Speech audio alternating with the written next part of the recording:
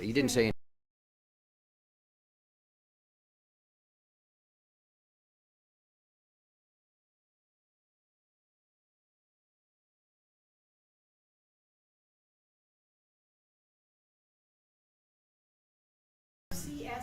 FCSS. They are having a provincial-wide conference, and he is bringing greetings on behalf of the county.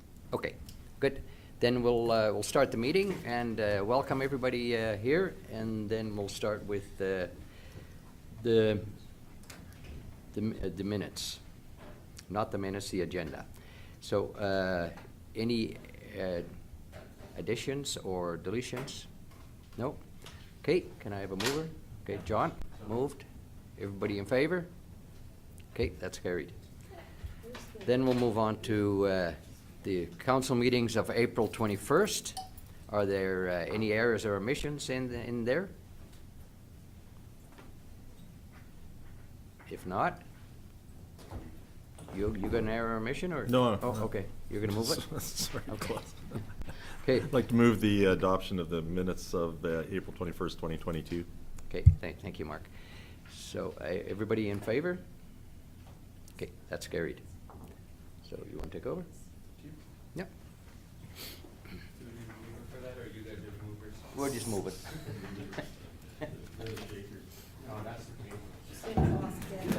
Because I was afraid you're going to open this here.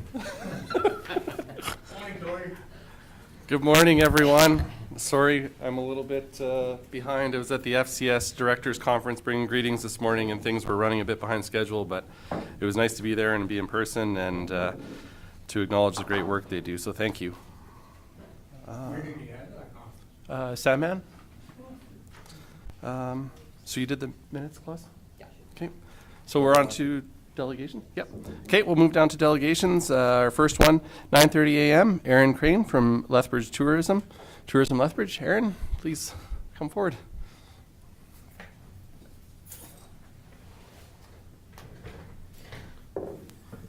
Good morning, and thank you, Your Worship and Council.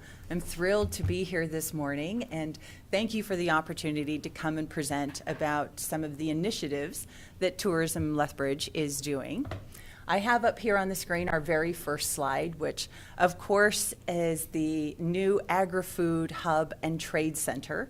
And I think it's just one of the many projects that Tourism Lethbridge and Lethbridge County have in common and that can work on together. And that's what I wanted to talk to you about today, was maybe some of the other opportunities that we have moving forward. I actually love this picture with the sailboats and the catamarans in there.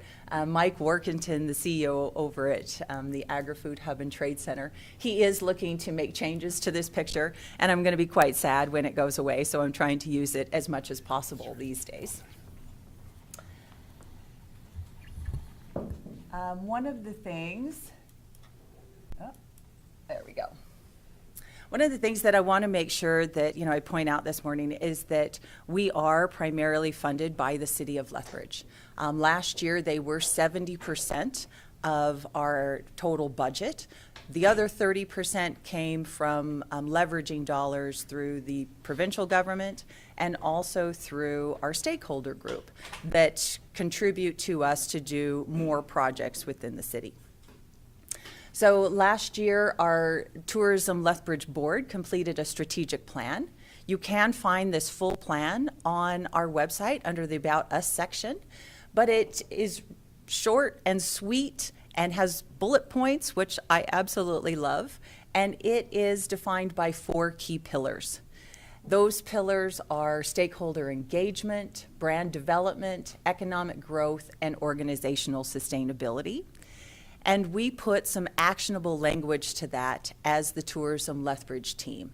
So we converted that language into what we are calling our 4 pillars of good, which are be a good ally, which is one of the reasons why we're here today. Tell a good story under the brand development, be a good host, and do good work. Our tourism mission, there we go. Our mission statement is, again, to increase visitation, grow the tourism economy in Lethbridge, grow the full economy, but then to promote not only Lethbridge, but our entire region when we're going out. And again, that's one of the reasons why we're here today. I'm not going to go all the way through this slide. You all have it in front of you, and if you have any questions, please let me know. But one of the 2 things that I really wanted to point out on here was under the brand development pillar and under this stakeholder engagement pillar. You'll see that we're talking about how we're presenting Lethbridge and the region when we go out across the nation and hopefully even into some international markets. And we'll get into why we're doing those strategies a little bit later. But we are looking at focusing on 3 key market segments, and that is food, that's natural resources, and that's indigenous tourism experiences.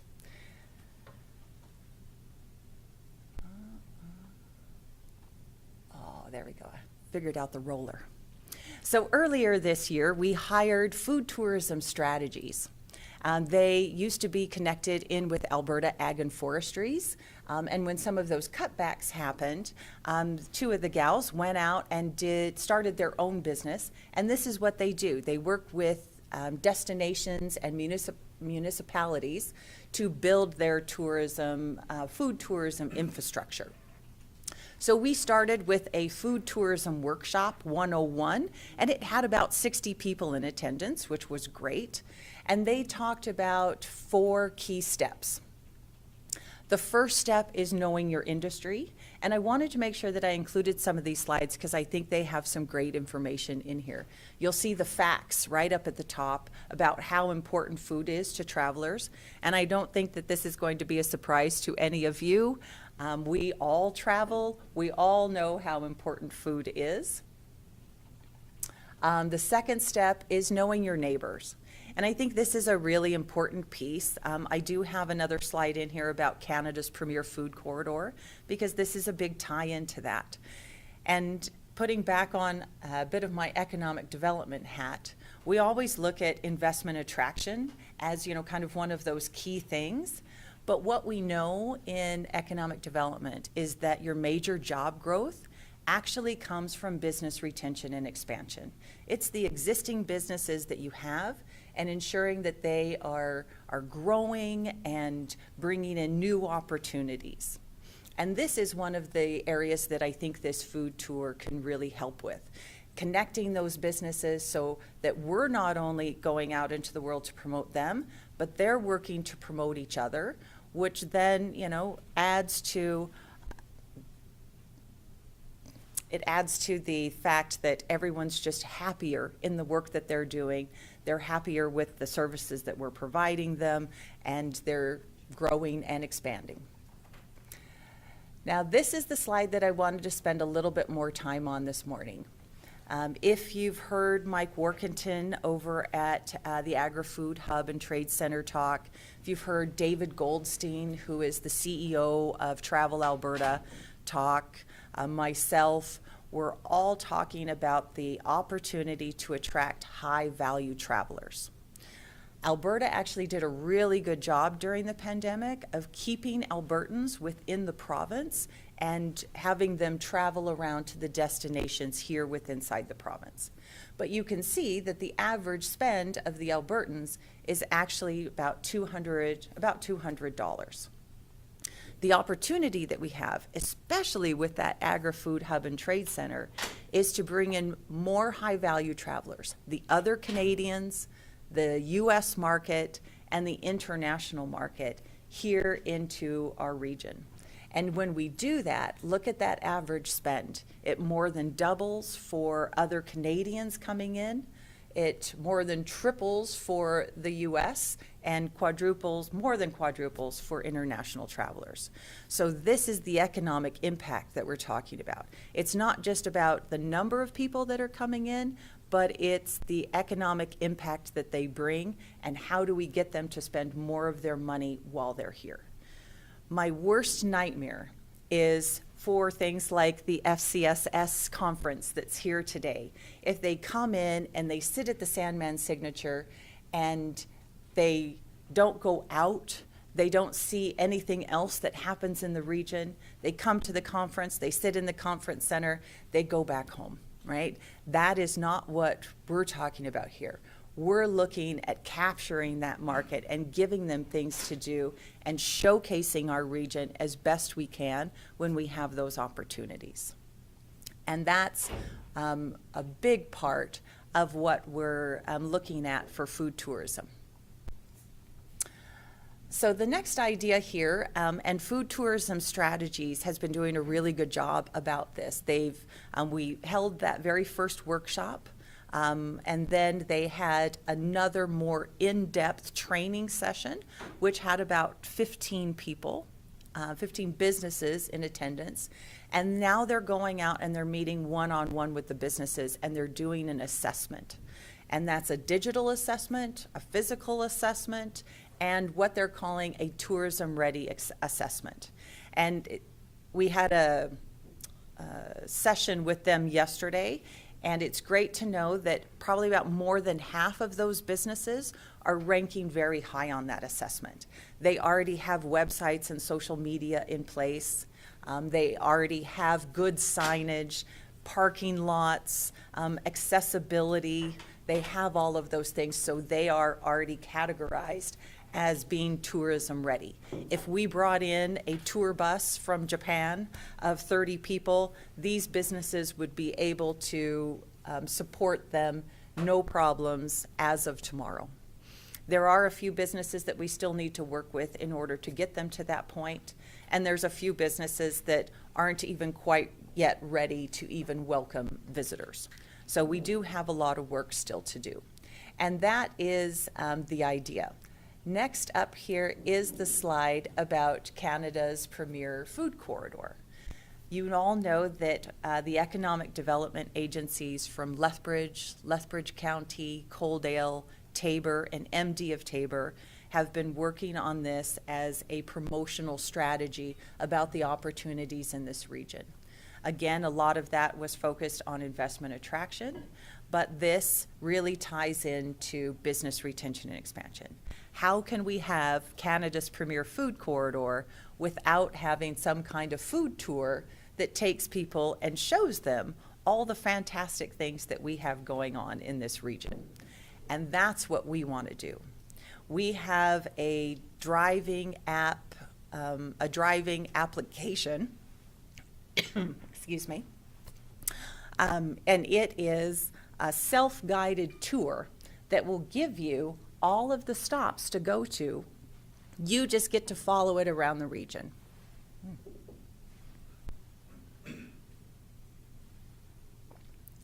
That is going to be step one. Oh, step two is going, oh, excuse me, I got something in there. I'm glad Jeremy got me that water. It's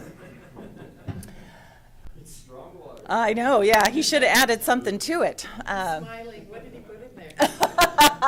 Oh, there you are. I was looking for you in the back. So yeah, the driving tour will be the first bit. And that is really what we're doing, is we're building some foundational pieces here with the applications, the promotions to go along with it. But the second piece is that we want to bring in some media influencers. And we're going to be hosting a familiarization tour. That's what FAM stands for. And it's just a way to let them kind of see what happens so they can go out and they can talk about it on our behalf. We did this last summer. For those of you who saw it on social media, there was a vacay.ca article that was written and really highlighted Paul DeYoung out at Broxburn Vegetables. So now we want to take that to the next step and drive them all around. Basically, you can see on here that we are sending them around the county.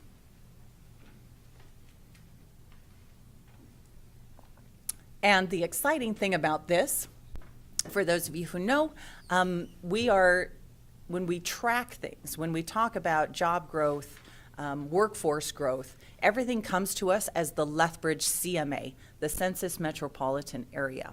And that is the county city limits. The county limits, not the county city limits, but the county limits. So we'll be able to see some of that growth and how it impacted when we're analyzing those outcomes.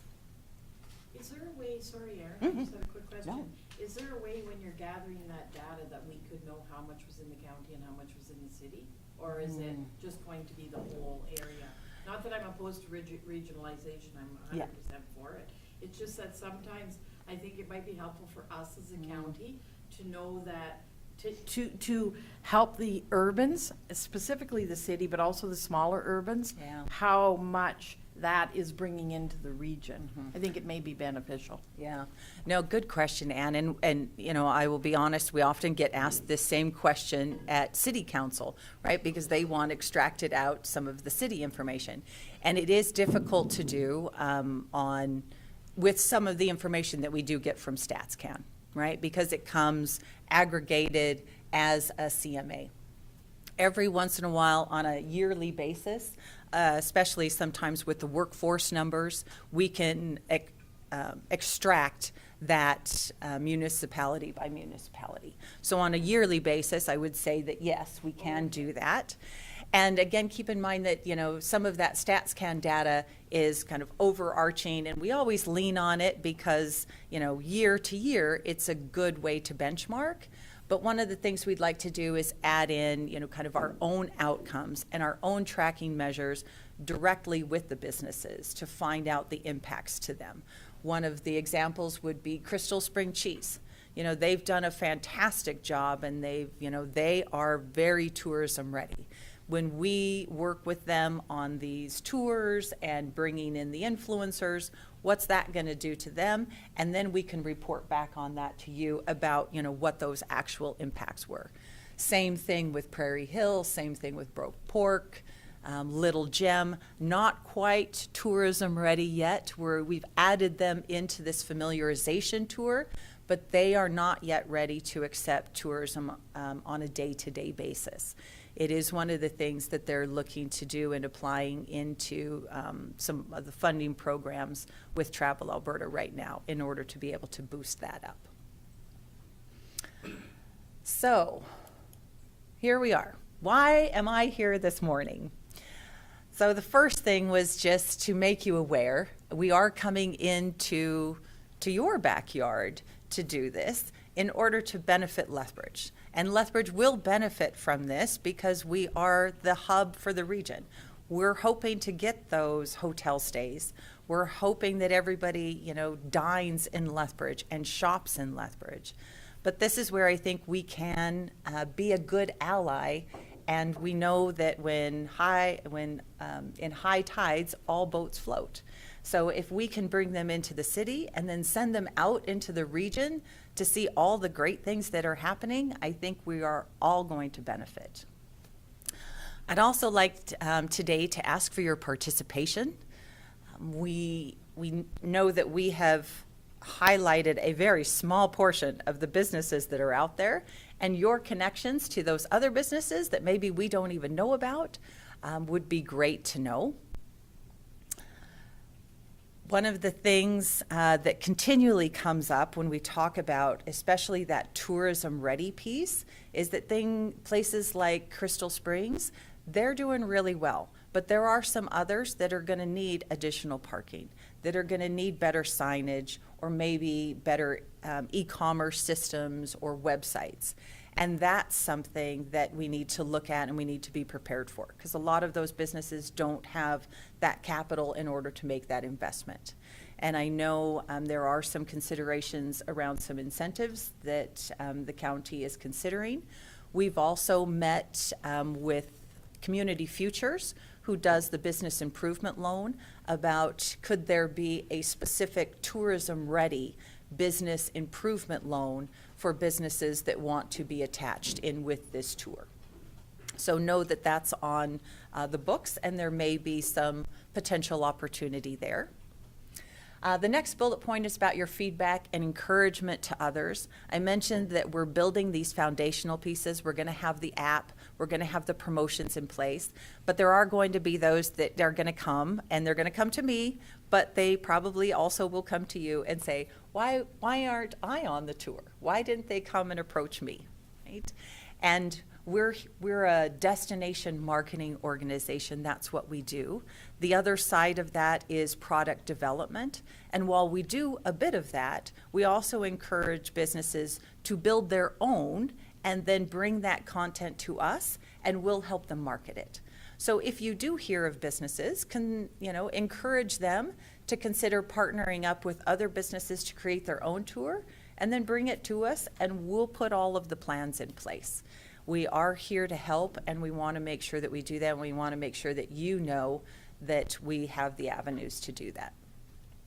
And last but not least is your support. We are looking, we are applying for Prairie's Can funding through the Tourism Relief Fund.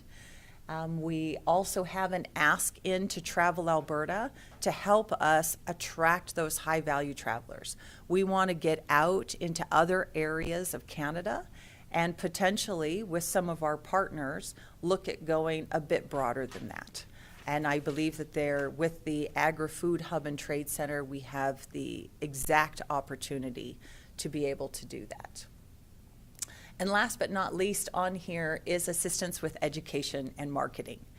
When we're doing these food tours, and for those of you who don't know, I am originally from the US and came to Canada from Phoenix, Arizona, which is a very large city, and I had a lot to learn coming here. How to drive on a gravel road, what to do when you encounter a cedar pulling 2 tanks and a pickup truck, right?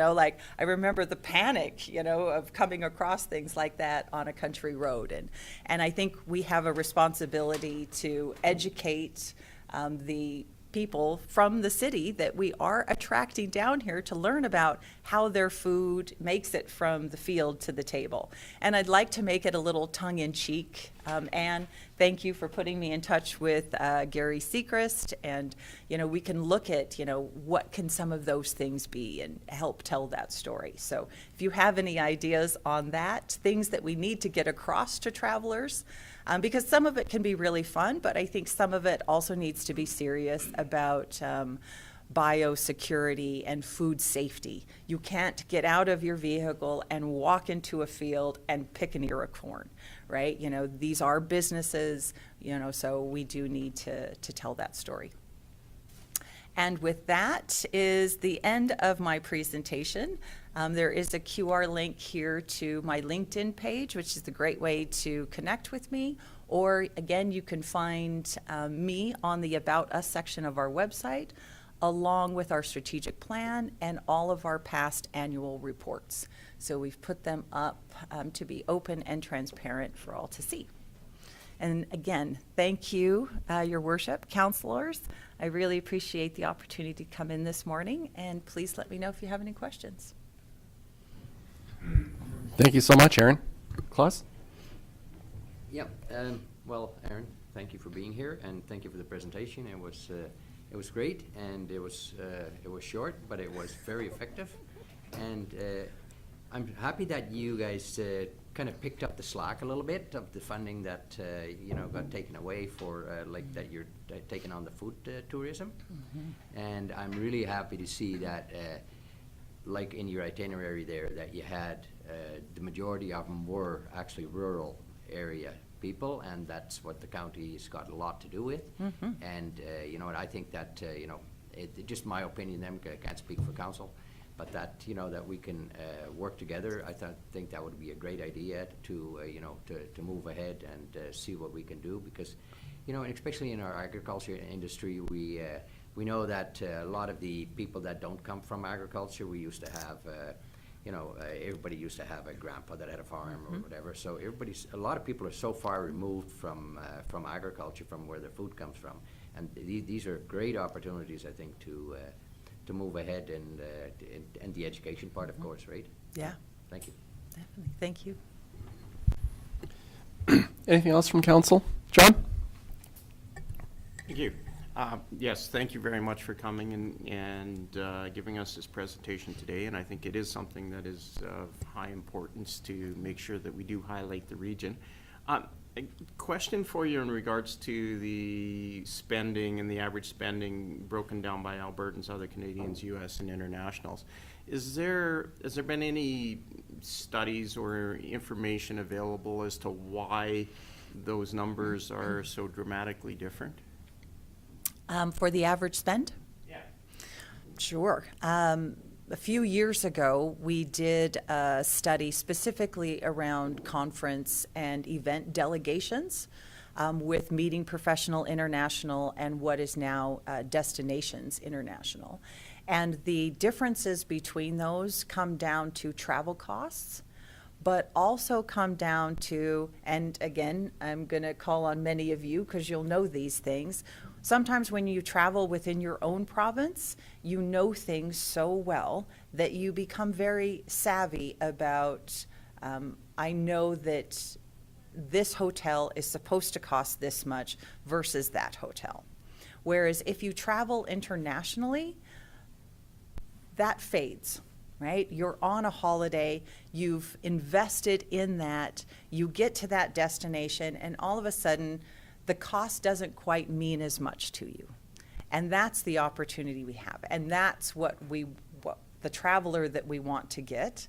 The new flight from Lethbridge direct to Tucson, Arizona, I think is another one of those opportunities that, if we have travelers coming down from Calgary, right, they have expectations of how much things are going to cost. They like coming to Lethbridge because it's way less expensive than Calgary, but they still know, right? People coming up from Tucson, it's different currency, they're on a holiday, therefore they spend, and then they go home and they worry about the bills later. And that's exactly the impact that we can capture. Thanks, John. Anything else from council? Well, yeah, go ahead, Morris. Yes, one, thank you, Mr. Chairman. Yeah, thanks for the presentation, and I'm glad you put some highlights on the agriculture side of it on there. But however, we all traveled, and a lot of times when we travel to a certain area, we do sometimes stop at the tourism office, and of course, what do you think my question is? My question is, we're from a farming background. What would be an interesting farming operation to see for whatever area you're in? Do we have something like that in place? Not right now, we don't. No, and I didn't think so, but anyways, and matter of fact, wherever we traveled and we asked agriculture, they want to show you the Great Lakes or the parks or whatever, No, we would like to see some intensive farming operations, and so what I'm thinking down there, I did have some over the years coming to Lethbridge, and they phoned me for all things, hey, this group, they want to see some agriculture. Could you help us? Oh, yeah, you bet. And so that would be nice if you had that available with some names in the local offices down here. And I'd be gladly, and I think some of us would be gladly to show them what's going on the agriculture side of it, in the operation end of it, the fields or whatever, yeah. That would be great. So what I'm hearing is that you want to be added to the food tour. Awesome. No, and I do think that that is an opportunity, as well as with our large food processors, right? How great would it be to have access to something like Whole Leaf, or something like McCain's or Cavendish, right? And again, those go back to food safety. A lot of those, put hands up and stop signs in our place when we talk about bringing the general public in. But there are opportunities to do that. Maybe it's not on a day-to-day basis like we're talking about with this food tour, but maybe it's once a summer we can host a big event. Or, again, I've always been a fan of the extension tour that you do out into the region, right? They went out to your place, and I think those are excellent, and we need to do that more and more just with the general public to increase the knowledge and let them know about farming and agriculture. So. And there's always people there when they're so happy to do so. Yes. Yeah, and most of our travelers to this region are what we call cultural explorers. They want to come here and they want to learn things, right? They don't want to just experience it. They want to take something away with them. We kind of balance between the cultural explorers and the adventure seekers, right? Those people who are hurling themselves off mountains and, climbing and rappelling, right? So to me, there's a real distinct crossover between those two, right? The adventure seekers are usually the people who are really concerned about what's going into their bodies, right? They're, very health conscious. They want to make sure that they're ingesting, clean and safe food, and that is one of the opportunities that we have here. Klaus? Yeah, just a question on that, and of course your background in economic development, and so it would that would be actually not such a hard one for you to tackle, but even with tourism, tourist people coming around from different areas of the world, and they come and see you, and would there be an opportunity for, if some people are interested in starting a business or anything like that, that you could refer them to the right places? Because that would be really helpful for getting some more business into the county and the city and everything like that. Yeah.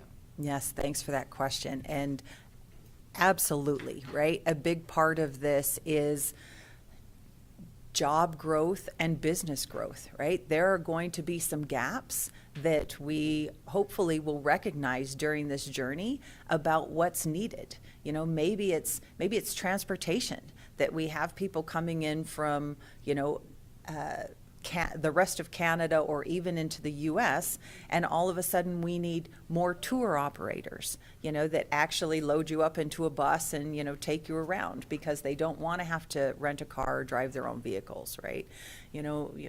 There's the possibilities are endless, and I think that is, the opportunity. To me, tourism is the open door and the invitation to your economic growth and to economic development. If we can get out, promote, bring people in to see the opportunities, that's when they start to manifest.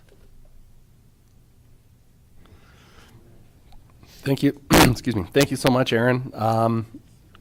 Yeah, I think you nailed it right there. The two of the things that really stuck out to me was, connections and the possibility that comes from those connections. So whether it's Exhibition Park, the city, economic development, Lethbridge, Team Lethbridge, ourselves at Lethbridge County, Tourism Lethbridge, I think there's a real potential in front of us to work together and to do some great things. And I really like how you highlight, it's not, I think traditionally we're known as being primary agricultural producers. So it's the beef, the poultry, the pork, the dairy, growing wheat for flour, durum for pasta, canola oil, potatoes, sugar beets, down the list. But also, I think what you touched on and what these tours highlight is also that niche market, that niche economy that's coming with, mustard, honey, garlic, berries, yogurt, all these other products. So I think it really just highlights all that that we have to offer here. So thank you for this. I know we're very excited to have you in this role. It's always great to have some county representation in some important places, so it's terrific. So thank you, and thank you for your time today. It's greatly appreciated. Right. Thank you. Ann? Just with the letter of Yes. support, are we going Yep. to? Yes. Okay, great. So with that, there was an ask in Erin's presentation regarding a letter of support for their application of Prairies Can and the Travel Alberta funding. Lauren? Thank you, Mr. Chair. I would make the motion to send a letter of support to those organizations. Thank you. Any further discussion? Lauren has moved that we provide letters of support to Tourism Lethbridge for their Prairies Can and Travel Alberta funding requests. Any further discussion? I'll call the question. Those in favor? Opposed? Carried. Thank you. Thanks, Erin. Okay, we can move down now to E, subdivision applications, and we will start with number 1, subdivision application 2022-0-30, Neveridle Farms Limited. Morning, Hillary. Morning, Steve. Good morning, Mr. Chairman, Council.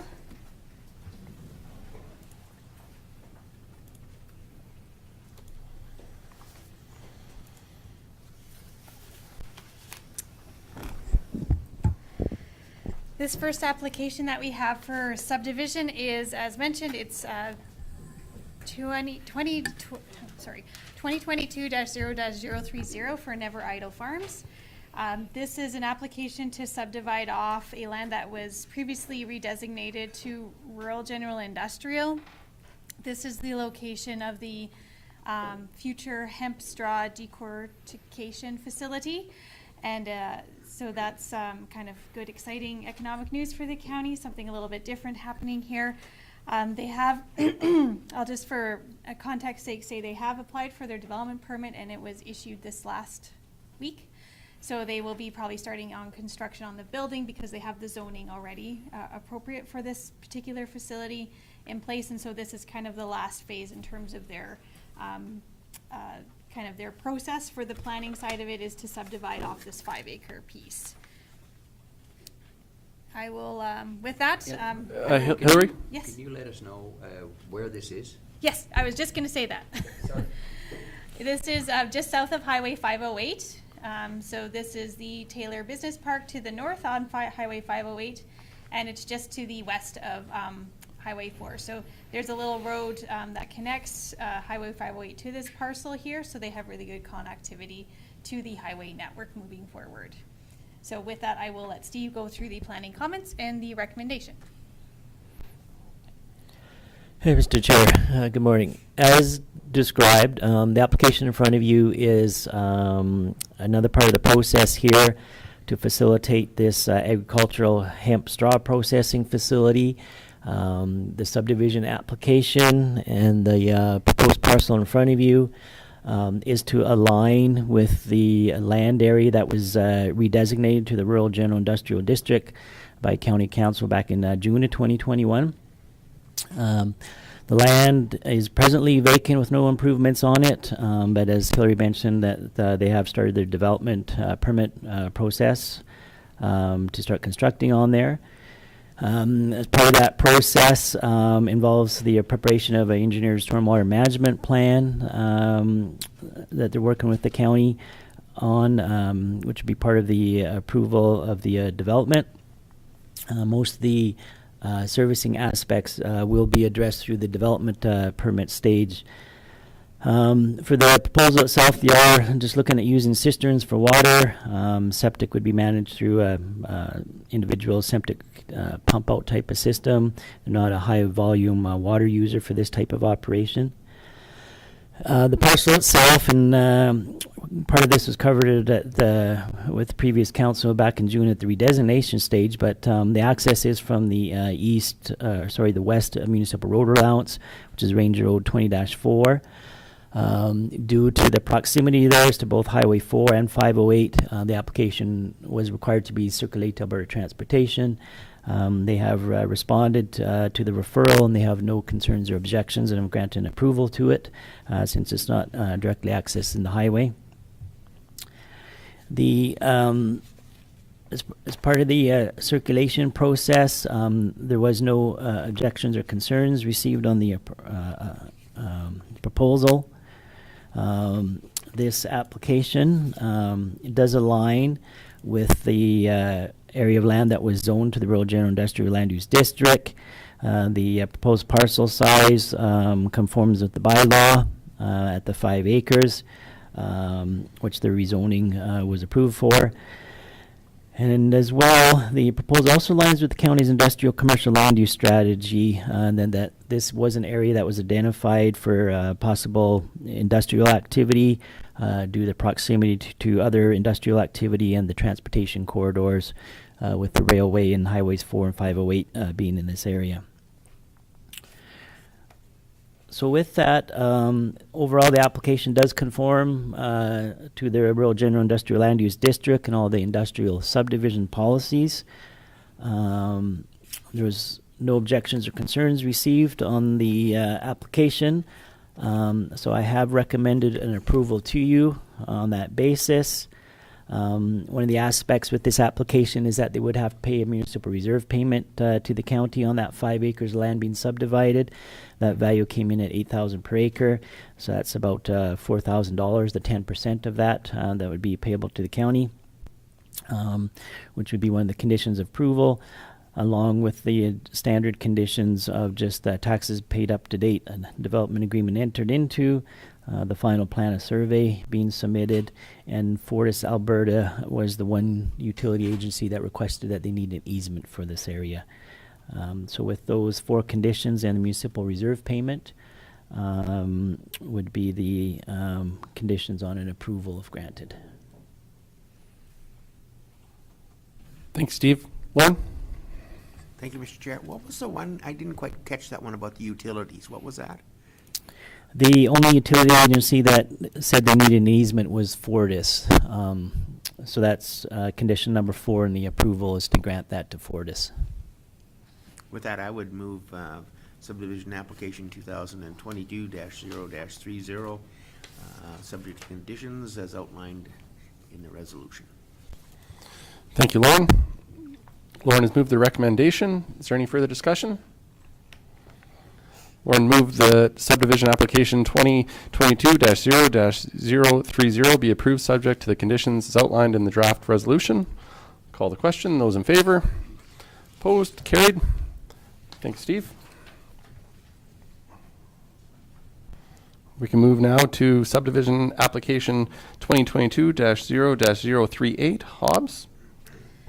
Thank you, Mr. Chairman. This next application is for a first parcel out of an existing intact quarter section. So the applicant is requesting a 4.46 acre title for an existing farmstead be subdivided out of a 160 acre title.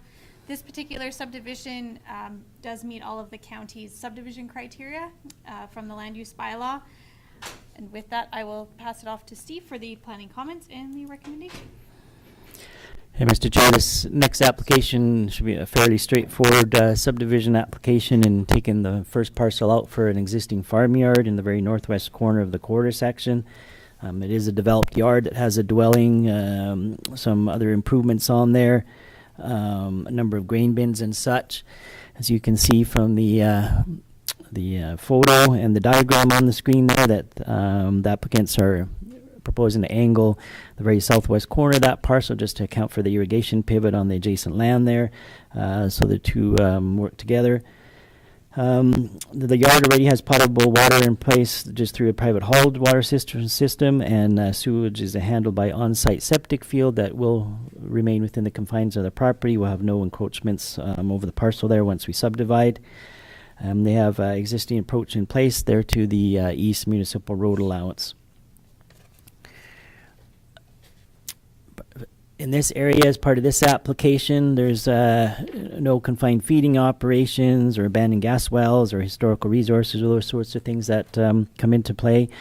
It is within the referral distance to Highway 520, just south there, but Alberta Transportation has no concerns and has approved the application. It doesn't take direct access off the highway, obviously.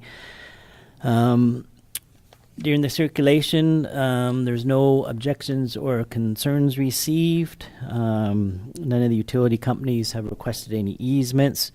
Haven't heard back from ATCO Gas yet, but the other ones haven't required anything.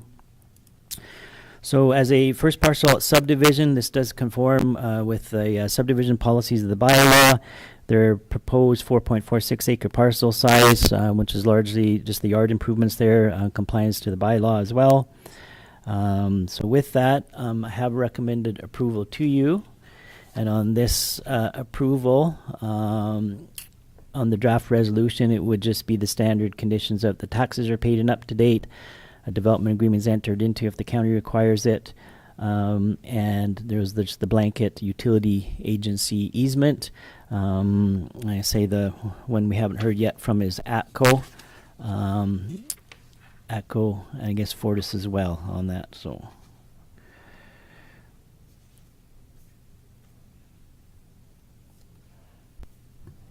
Mark?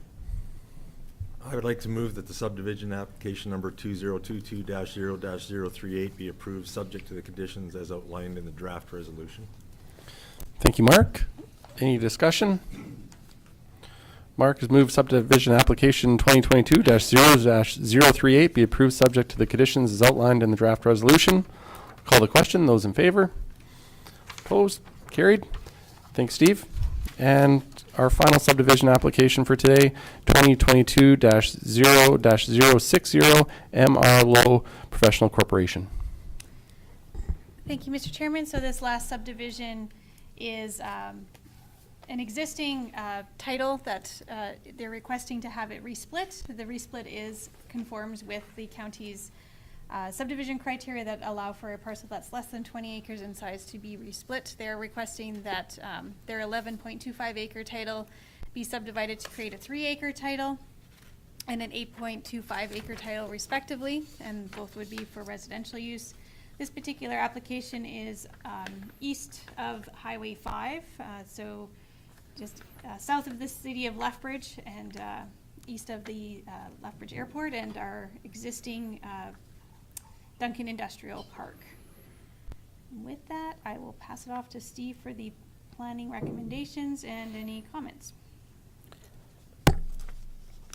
Mr. Chair, this last application here in front of you is was an application made under the re-subdivision or re-split of a title less than 20 acres in size policy criteria. They're planning to re-subdivide an existing 11.25 acre title that was created as a cutoff parcel due to the adjacent Tiffin drain spillway. It's a portion of land that lies between the drain spillway, the dividing core section line, and East Municipal Road. The land is presently vacant and has no buildings or improvements on it. The applicants have plans to develop on there, and they themselves are looking to construct a new house and on the larger west portion. There is a existing rural water co-op stub in at the very northeast corner of the property. An on-site private sector mound system would be used for sewage, is what they propose. There's an existing approach on the kind of southern portion that accesses the East County Municipal Road allowance that can be used to provide access to the larger 8.25 acre lot. But the proposed 3 acre lot on the northeast corner would require its own approach put in for there. Part of the review of this application, there are no abandoned gas wells or confined feeding operations located in proximity of this proposal. There are also no historical resources identified for the land. This is in the referral distance to the airport there. So Nav Canada and Transport Canada are some of the required referrals. They have responded to the application and they have no specific objections to their proposal as submitted. They're looking in this area for things that might affect height-wise and flights paths into the airport. So that part is all okay. As well, this land is also situated in with the IDP boundary with the city of Lethbridge. So it's a required referral to the city. This type of application for a re-subdivision is allowed for in the IDP with the city, and the since the original package came out to you, the city has responded, and they have no concerns or objections to the proposal. As well, we've heard back from the SMRID and ATCO Gas and Fortis, since it was circulated out as well. None of them have any objections or require any utility easements. As part of the circulation as well, we did get some comments back from the adjacent landowner to the east. That owner did have a concern with the gravel road and dust suppression along there. He has largely his concerns are with the I guess traffic going in there and how that may affect him. But some of his comments is largely more of a concern with some development already to the south there. Some of the businesses there to the south is Mr. Green Thumb Landscaping, Mustang Trailers and such is down at that south end of that road that goes past his property. That the traffic and dust created from that. I guess he has a concern he doesn't want to add to that. However, if you look at the proposal, this parcel is actually north of his. So the people coming in and out of there won't be driving past his yard. So it really shouldn't, create any worse situation than what's there now, because they won't be, the traffic will be heading to the north to get in and out and not down to the south there. But that's the concern he submitted on, was just in regards to the traffic and possible dust and that sort of a thing. In looking at the parcels and the locations, however, it doesn't appear that should negatively really affect it. But other than that, that was only a comment that came in. As part of this application, on an approval, municipal reserve payment would be applicable to be paid to the county on the resplit. You'd have to pay it on the whole parent title of the 11.25 acres. So that value has come in at $27,000 per acre. So that would be a condition on an approval, is that you have to pay that in 11.25 acres.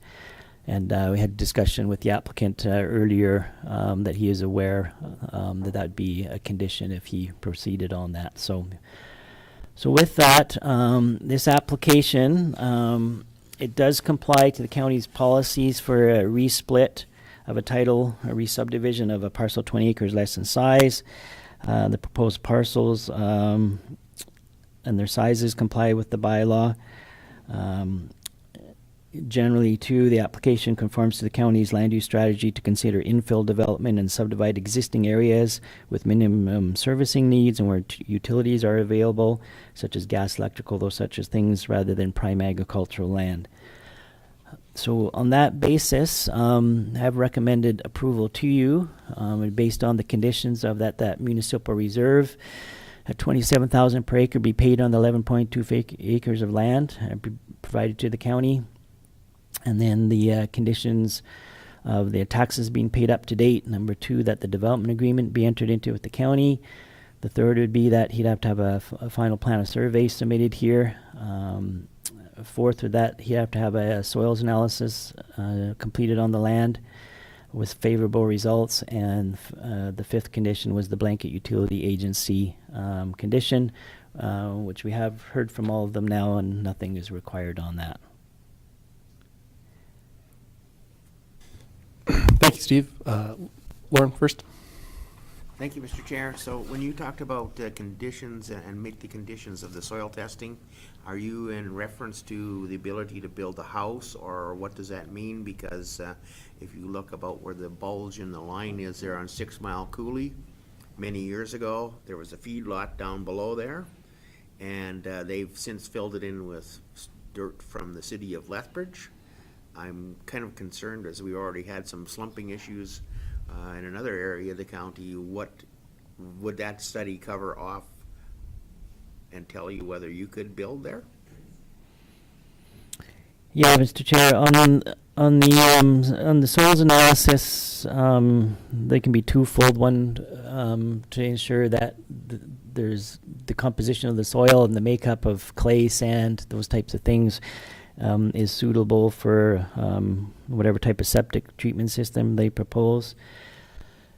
As well, if there's concerns with the land composition as well, and what the soil composition is, and whether it's too sandy, or if there's bedrock present or not, and if it's undercut there too, if there's going to be any slumping going on or that sort of thing into the TIF and drain, that analysis can also be instructed to include something like that as well, just to determine if, a full geotech will establish safe setback lines for development, or a general test to just look at that composition and make general recommendations if it's suitable or that type of a thing. As part of his proposal here, he did do it in this fashion so that the way it's oriented, that the larger piece would be on the west there. So there'd be a little bit more developable land there on that piece that touches the Tiffin Drainway, and the smaller piece is up in the northwest corner there. So that west portion has a little bit more land base to it and a little bit more area to develop in there, in consideration of that Tiffin Drainway. Thank you. Thank you, Steve. John? Thank you, Mr. Chair. Just to sort of further expound on what Councillor Hickey was talking about there. If this property was developed and years down the road it created slumping issues, would there be any liability to the county as a result of where they put their building? Yeah, Mr. Chair.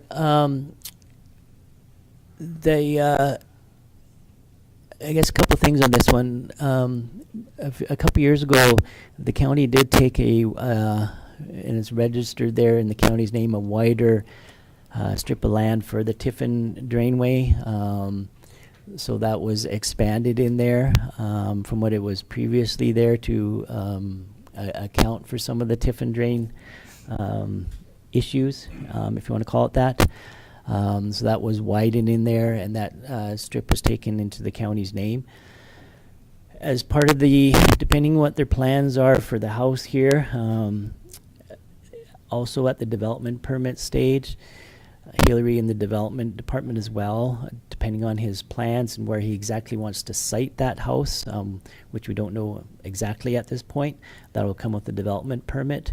That additional, if needed, further geotechnical can be taken at that time in regards to his final siting and how far he wants to be away, whether it's a walkout type of dwelling or more traditional, how far that has to be away. The west property line is already established to the Tiffin Drain, so that part is not changing. It's already there, and from a few years ago when the county, with a previous subdivision and some reorganization of the parcel reconfiguration that went on here, took the wider strip for the Tiffin Drain. So part of this proposal is not affecting or changing that already west property line that he has that established there. So it'll be more on the development side and where the house he wants to site it. So whether this was the 11.25 acre parcel that is now and a house was going on there, or we had the other smaller parcel taken out and he's building on the 8 acre parcel, it's going to be kind of dependent on where he wants to place that house in the end. So that's the part's going to have to looked at is on the development side really. So this approval won't affect what's already there.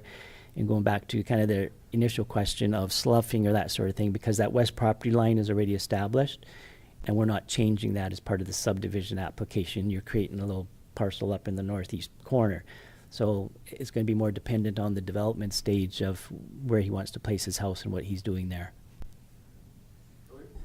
Thanks, Mr. Chairman. Just as a follow-up from the development perspective for council. So with this particular property, we would be requesting that they provide a grading plan because there is no grading plan provided with subdivision. So that would be reviewed by our infrastructure manager, Devin, in terms of ensuring that there is no impact. So that's how we handle it. So whether the subdivision were to occur today or not, they would be allowed to build a house on that property. A grading plan would be required for review, and then we would establish to ensure that there's no impacts to the TIF and drain. Thank you, Hillary. Klaus? So with the comment that Lauren gave, and with the TIF and drain there, so there could be a possibility of when there's a house is built there, that there could be some movement in the soil. So with, yeah, I know, we don't know, but could we put a clause in there that, you know, that would state that if they decide to build a dwelling there, that it would, the county is not liable for anything that would happen to the soil that's gonna be underneath the house? Hillary? I can answer that somewhat. So with regards to when we do have developments that we see there could be some, say they're closer to a river valley, or they're closer, or they're in an area where we've known that there's sloughing, but they've done geotechnicals presumably. Sometimes as an additional condition, we will have them enter into a safe harmless agreement, which takes the liability off the county. Eric, and then back to Klaus. Thank you, Mr. Chair. On deciding whether we subdivide this or not, they could build a house here without a subdivision, the landowner could. And so we're not really deciding whether they can or cannot do this. And the way you explained it, or what I got out of that, is we're not taking any liability by approving this, because nothing is changing other than establishing a boundary, which could go to a new owner. Is that the synopsis of it? Yes, that's correct, yeah. Do you have further, Klaus? Yeah, no, I'm good. Okay, thank you. John? Sorry, thank you, Mr. Chair. Just further in terms of what Councillor Van Essen was saying, if we allow this subdivision and they do want to develop and there's a geotechnical study that is required, and they find out that the property, because the parcel is smaller, is no longer able to support development on that property, would administration be able to comment on whether there would be any liability back to the county for allowing the subdivision in the first place? Steve? Yeah, Mr. Chair, in answer to Councilor Group's question there, short answer is no. Subdivision and development in Alberta are two distinct separate processes, and one's not tied to the other. So in creating a parcel, we're trying to get as much information as possible to see the intended purpose here is to put a residence on, that is suitable for that. When we're looking at suitability, does it have access? Can it be built on? Is it serviceable? Those types of things. But once a parcel is created, then at the development permit stage, if they do come in for a house, if at that stage, if something shows that it can't be serviced or there's something whatever, and they get denied a permit, even though a house is a permitted use, if some aspects can't be met to standards or the bylaw or engineering information, those types of things, a permit can be denied.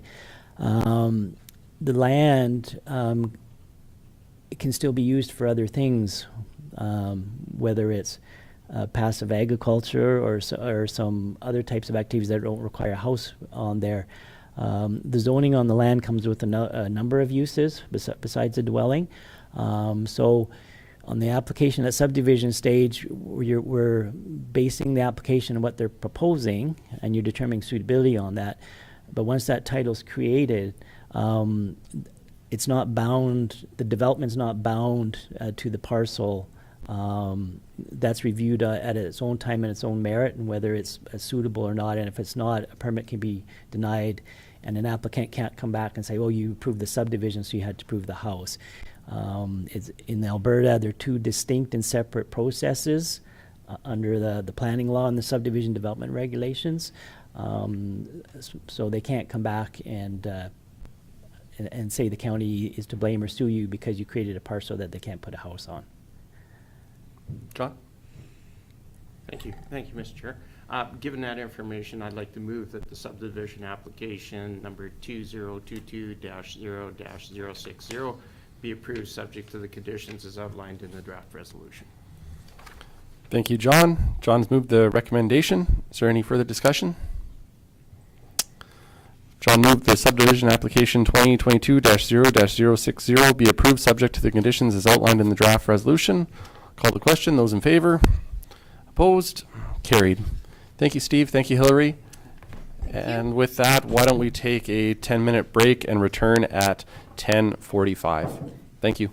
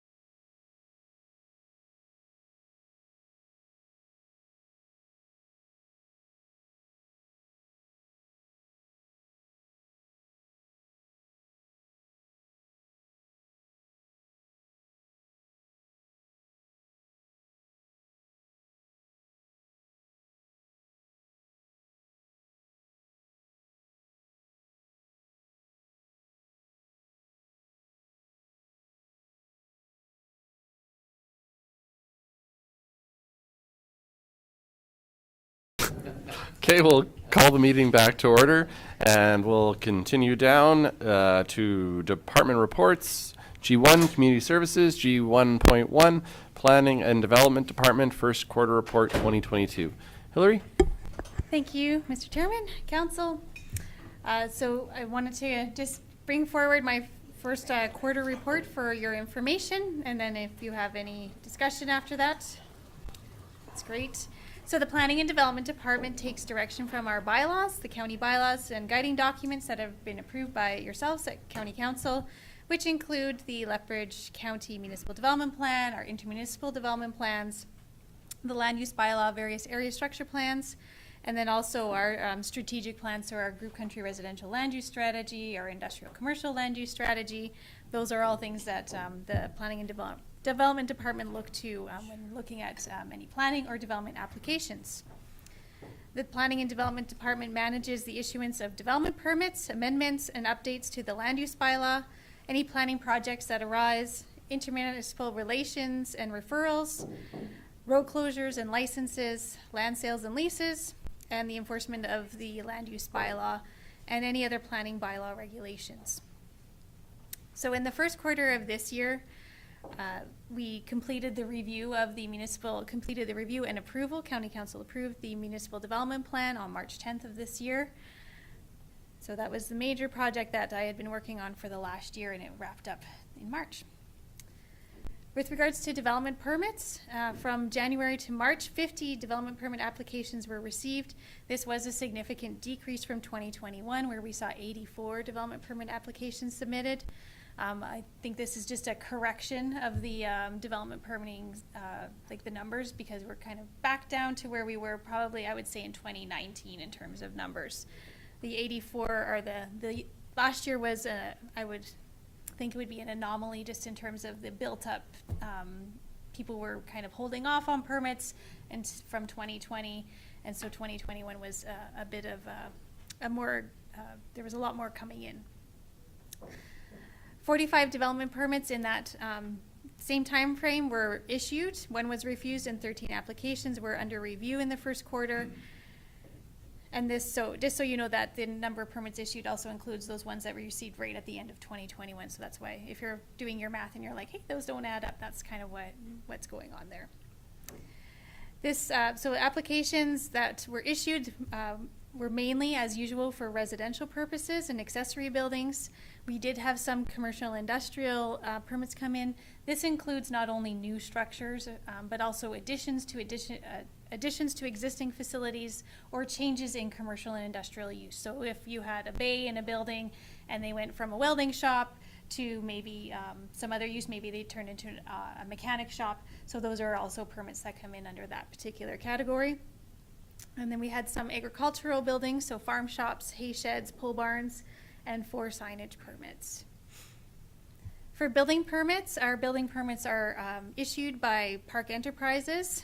And between January and March of this year, there was 45 building permits submitted, 83 electrical, 67 gas, 30 plumbing, and 5 private septic. Once again, when I was looking at their numbers have reduced from last year also, so that's kind of like that, once again, that overall correction coming through. For subdivision applications, the County Council acting as subdivision authority approved 7 subdivisions. There have been no subdivision or development appeals in the first quarter of this year.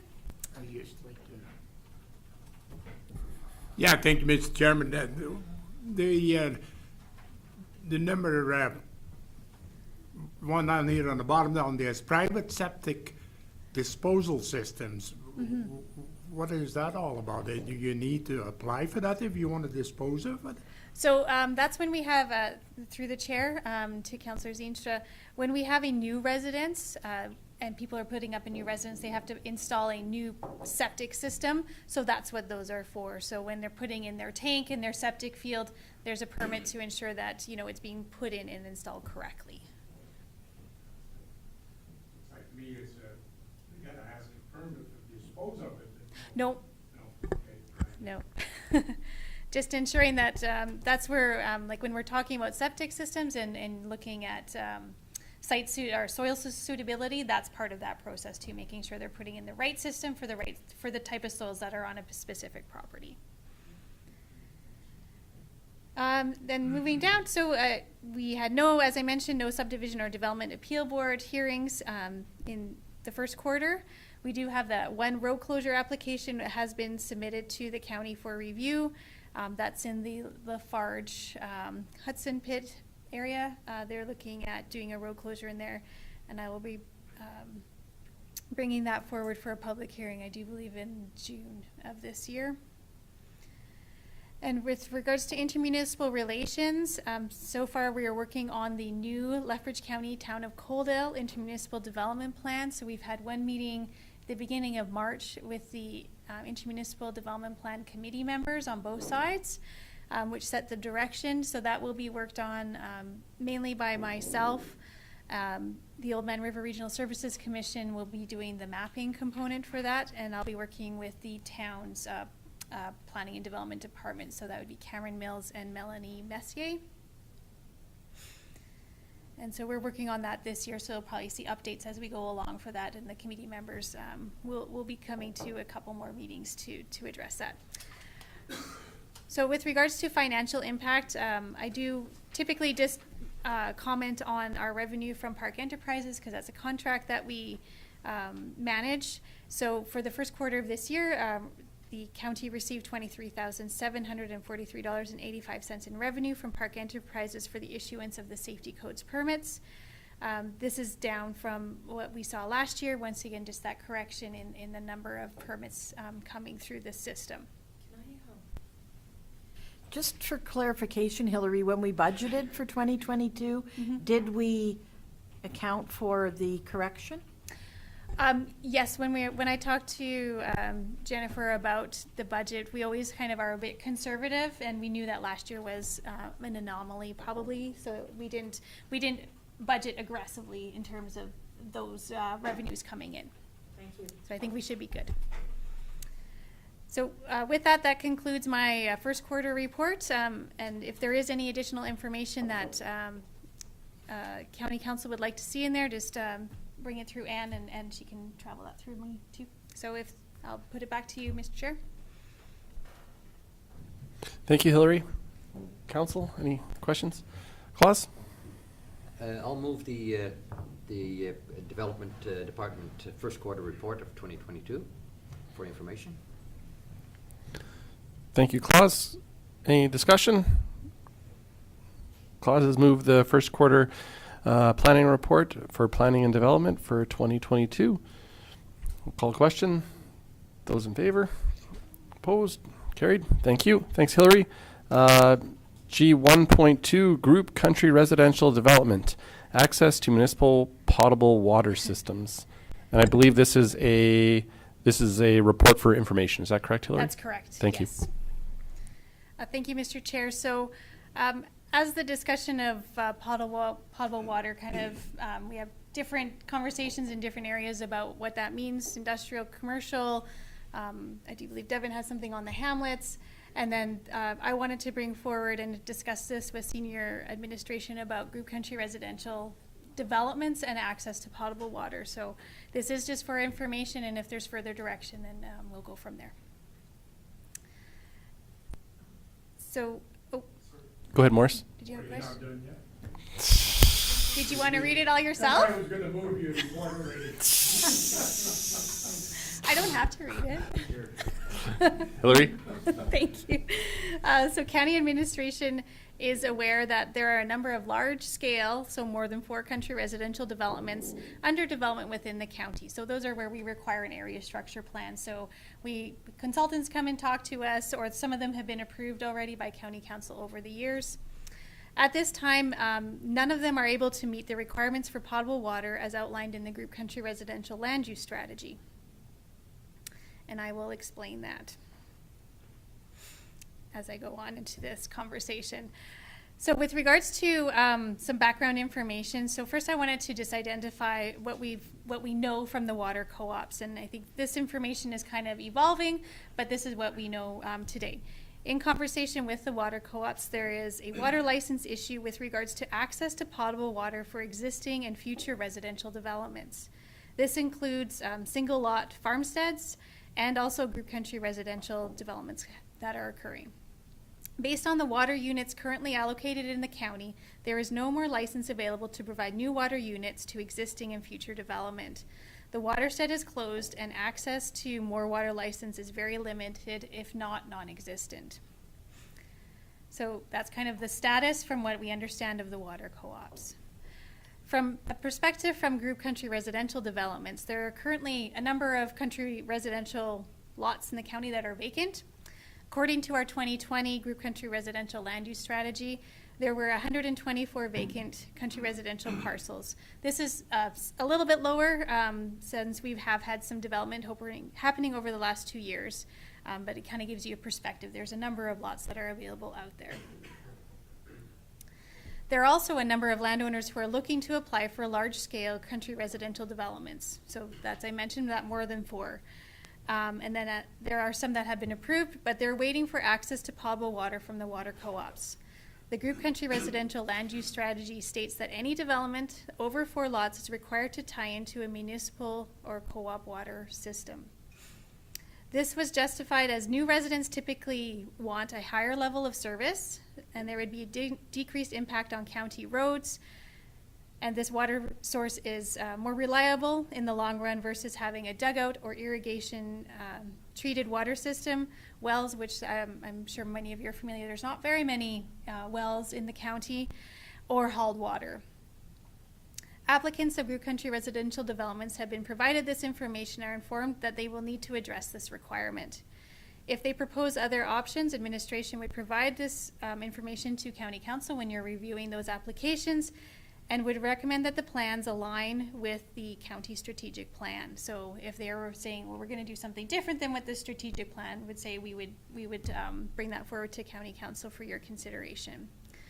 Just so you know, the group country residential land use strategy is a kind of a guiding principle document. It's not a bylaw per se, but it is something that when we did complete that document, it was said this is how we would like to see group country residential land use move forward in a efficient and manner with regards to infrastructure and utilities and all of those things. So what I've put out for you today is just some options for country residential development, just to kind of get the conversation going. With regards to the water co-ops unable to address the capacity issues, this can greatly impact country residential developments within the county. If there is no co-op water available, I see the following options, and this has been discussed administratively. Every parcel would either have to have a dugout and an on-site water filtration system. Wells are an option, but they have not been common in the county, as I mentioned before. It doesn't seem that there's reliable aquifers to sustain wells in this particular area. Hauled water would be an option to each parcel. This would mean greater wear and tear on county roads. And road infrastructure would have to be reviewed and perhaps increased the requirements increased in terms of the base. So hauled water trucking would mean one part to a parcel every week or so, or a week to 10 days, depending on the size of a cistern that they have. In a group country residential district, this could be a large amount of that heavy truck traffic through an area regularly. So with regards to some policy implications, if County Council wanted to continue to allow group country residential developments without the provision of co-op water, there would have to be an amendment to the strategy and perhaps some engineering guideline updates to have increased road standards for these developments, because more often than not, the solution that we've heard is hauled water. If County Council does not want to allow for large-scale developments, so those 5 lots or more, a resolution from Council stating this would be beneficial for administration and just for the public in general moving forward. In addition, we could also have a review of the group country residential strategy, land use strategy, to address the large-scale developments. And essentially, County Council could put a moratorium on large-scale group country residential development until a sustainable potable water solution becomes available. And a third policy implication would be that county council could allow for all sorts of country residential developments to be subdivided without a sustainable or reliable municipal water source. They're saying, yeah, you can go ahead with hauled water, you can do wells, you can do whatever. And so, but just knowing that, you know, with the water issue at hand, those are three things that I see that, you know, that larger discussion could involve. Which direction do we want to go? I know that we just did the country residential land use strategy, but kind of, I think, without the benefit of having all of the information with regards to the impacts or the serious nature of the potable water system in this area. So that concludes my report for now, and I'll put it back to you, Mr. Chair. Thank you, Hillary. Any discussion, council? Lauren and then Eric? And Thank John? you, Mr. Chair. So Hillary, when you talked about hauling water to country residential, does each resident have to have a cistern, or, because we kind of went away from that idea, like, forget the name on the west side of Coaldale there, where right across from the golf course, that subdivision, they had one cistern that everybody drew out of, and we had no end of trouble there with that. So we don't allow that anymore, or how does that work? So for cisterns, since I've been with the county, if people have a cistern, every lot has their own cistern. We don't have those communal cisterns anymore, just because it has to be kind of owned and operated by a group. So either a homeowners association, which we've historically known tend to fold over time because nobody wants to do the work. They don't want to maintain the infrastructure, or they can't maintain the infrastructure. So we found that for that type of thing, it's kind of like a private sewer system, is that everybody has their own. Eric? Thank you, Mr. Chair. Do we have any policy or guidelines to direct people away from using dugouts? Through the chair to Councillor Van Essen, no, not that I'm aware of, we don't have anything that directs them away from that particular option. Just in the country residential land use strategy, we haven't used that as an option, because when you have those denser developments, you know, everybody would then have to have their own pond, which takes up area, which impacts your grading plan. You might need larger lot sizes to accommodate that. Some people aren't savvy when it comes to, you know, ensuring that the filtration systems are updated and maintained appropriately.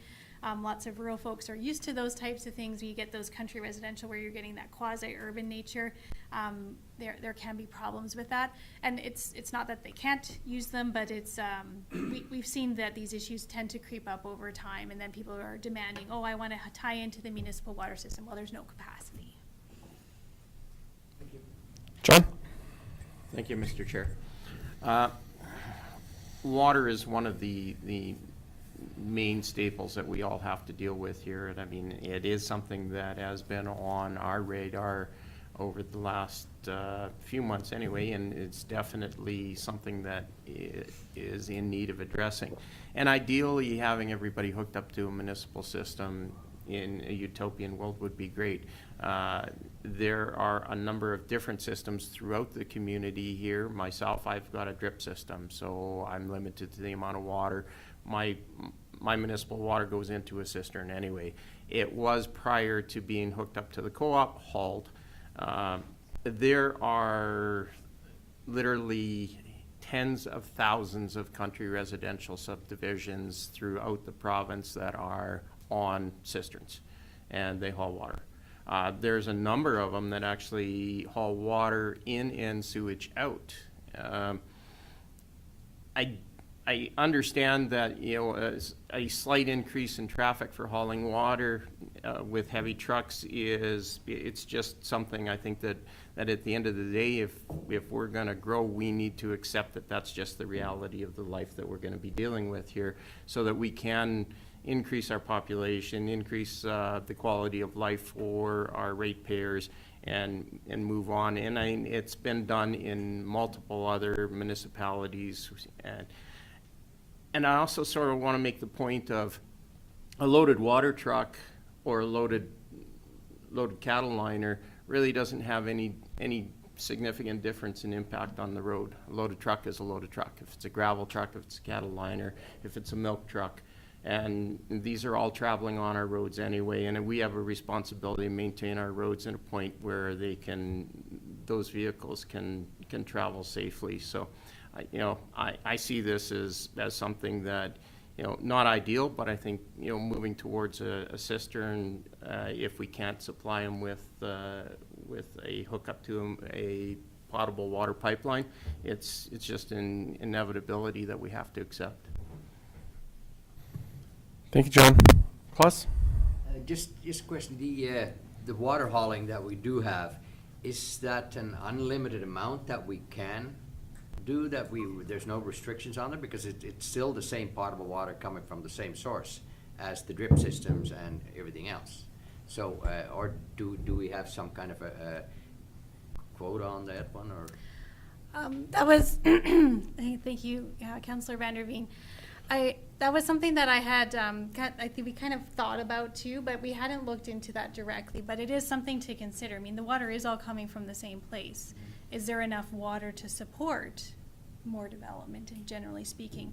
So I think that's something that could be further looked into in terms of like, well, so you're not having a municipal system, but you're going to haul water. Well, where's that water coming from? Like, if everybody's taking water that way. So that is something that it's just more of a user pay type system, and people might be more efficient in their water use, would be a consideration. Jeremy? Thank you for the question. We obviously have lots of truck fill stations throughout the area that supply potable water. We have multiple water haulers throughout the region. I mean, it's not uncommon. I mean, obviously there is a road impact by increased population growth more than there is with water hauling in itself for what our infrastructure is built to right now.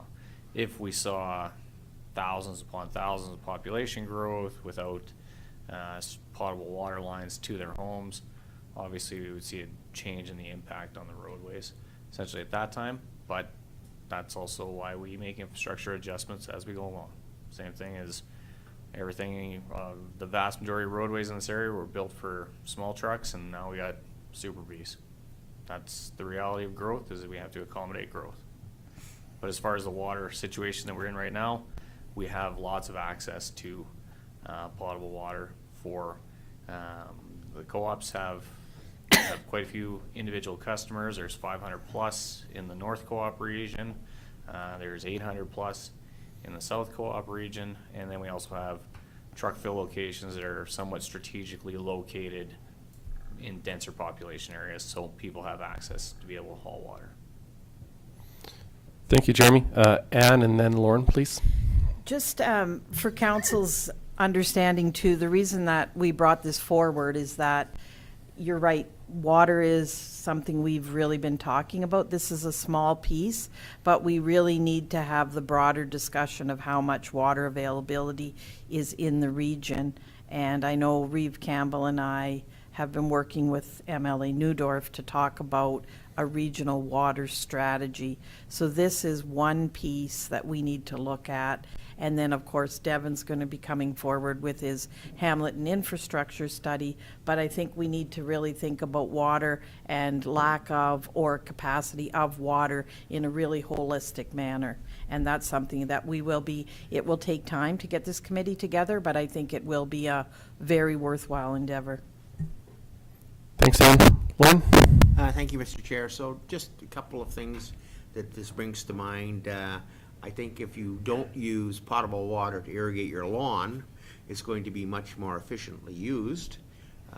And number two, I'm concerned about the well situation, because I think it's very difficult right now in Alberta to get a license to get a new well. I don't think it's a very easy process whatsoever.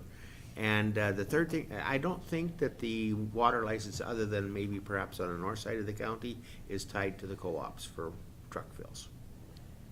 At least it certainly isn't on the south side.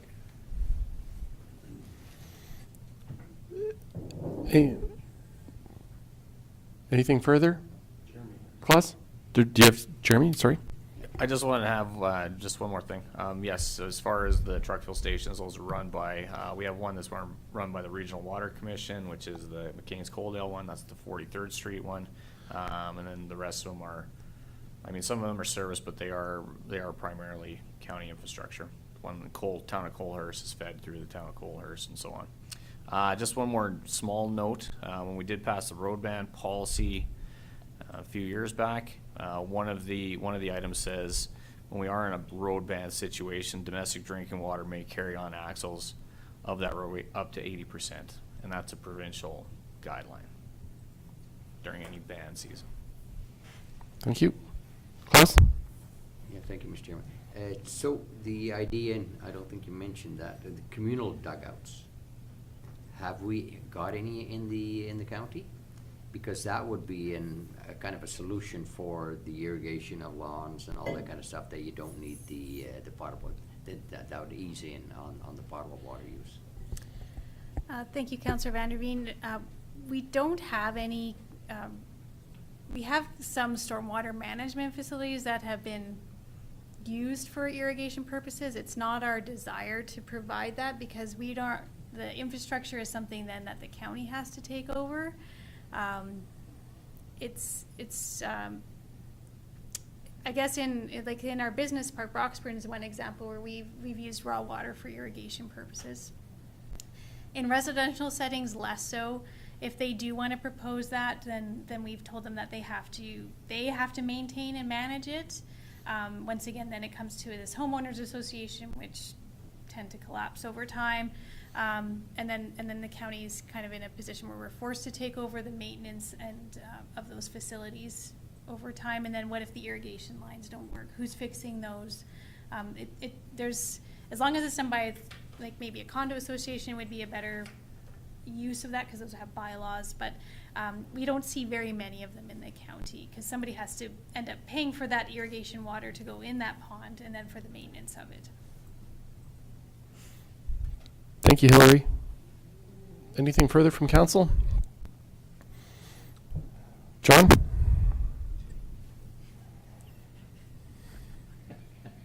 As soon as I stop laughing, I'd like to move that we take this report for information.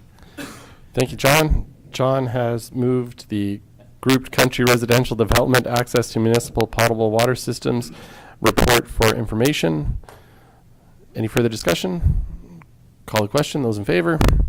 Opposed? Carried. Thanks, Hillary. And G 1.3. Bylaw 21-010 Ramias Subdivision Area Structure Plan and Bylaw 21-011 Land Use Bylaw Amendment Rural Urban Fringe to Group Country Residential, second and third reading. Thank you, Mr. Chairman. Now this one's going to be slightly confusing, I'm not going to lie. And Larry's going to hopefully help me out here a little bit in terms of how we proceed. So once I get into it, you'll understand why it's a little bit more confusing. So originally, these two bylaws were brought forward for County Council's consideration at a public hearing in August of 2021, August 5th of 2021. The public hearing was held, the public hearing was closed. At the end of the public hearing, when County Council at that time was reviewing the requirements and the concerns from an adjacent landowner, it was determined that the application needed to be sent back and and the applicant needed to amend the plan to address a drainage concern that was held by a landowner to the north. So that information was passed on to the applicant in August, and if we were told, I've told them that it was in October, we're having an election. Don't know how many new council members are going to be here. So, but due to consultants' level of work, they were unable to get that information to us until I would say 3 weeks ago. So I did receive the updated area structure plan that shows the lot line readjustment to address a drainage concern from the adjacent landowner. So kind of that's the Coles Nose version of what I'm going to talk about. So I will go through the application at this point in time, and then I'll explain how, if council wishes to proceed, how they can proceed with this particular application. Do you have visuals as well, Hillary? Oh, sorry. I sure do. Thank you.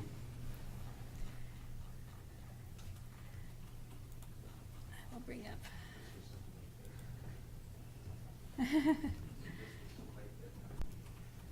It's a good one if you're having a hard time falling asleep.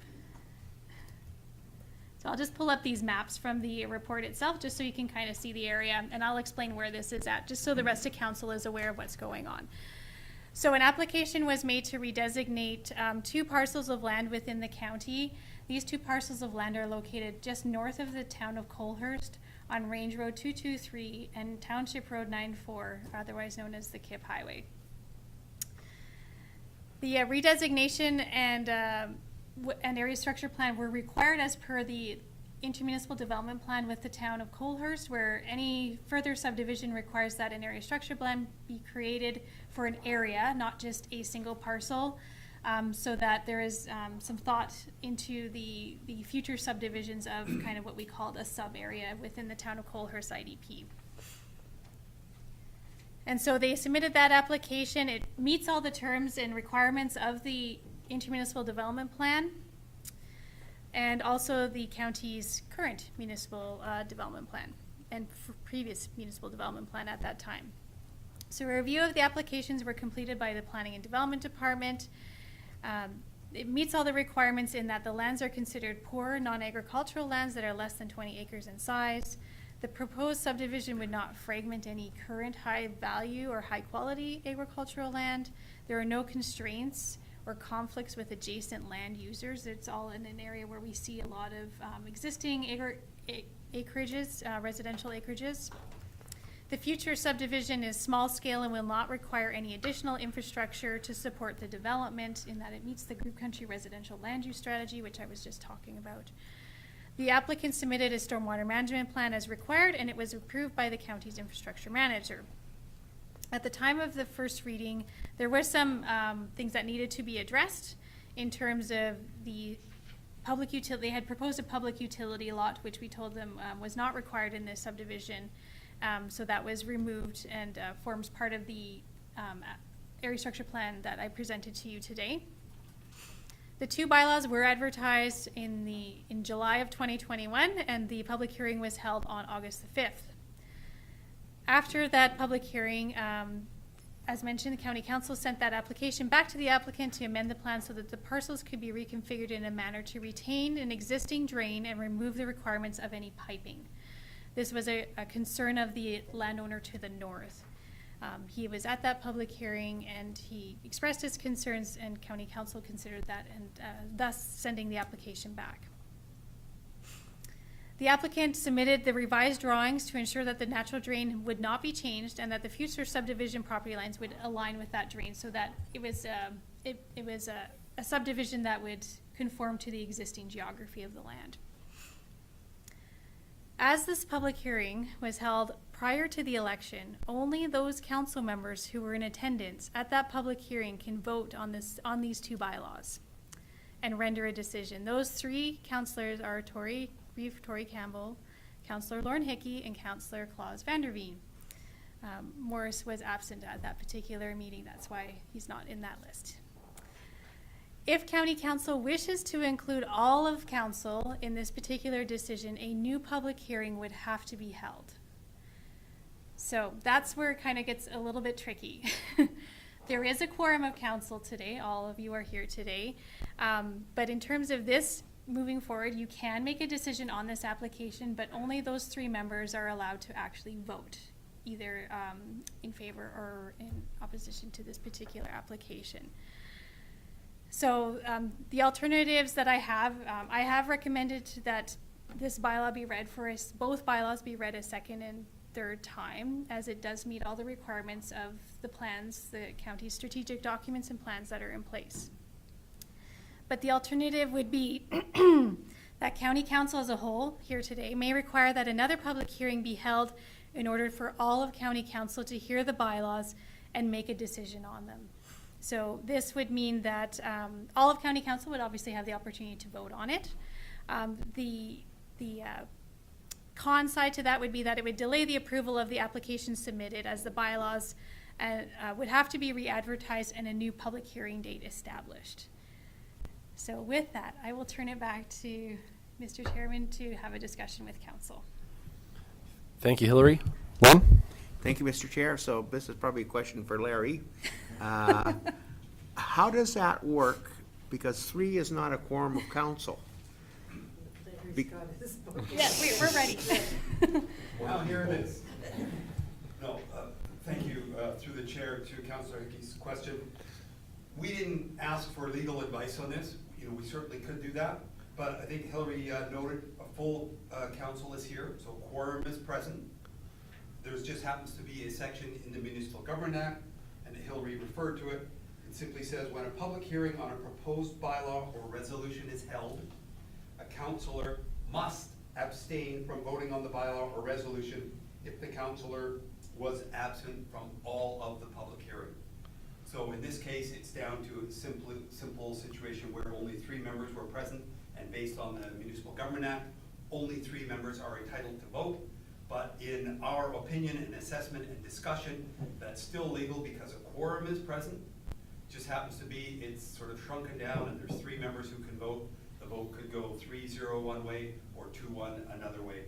Alternatively, again, as pointed out, and you know, maybe council's wishes, if they feel the public process maybe is more transparent, more open, more comprehensive, more inclusive, rehold a public hearing, and that way any council member who is there at that public hearing would have the opportunity and right to vote on those bylaws, either after the public hearing or at a future meeting.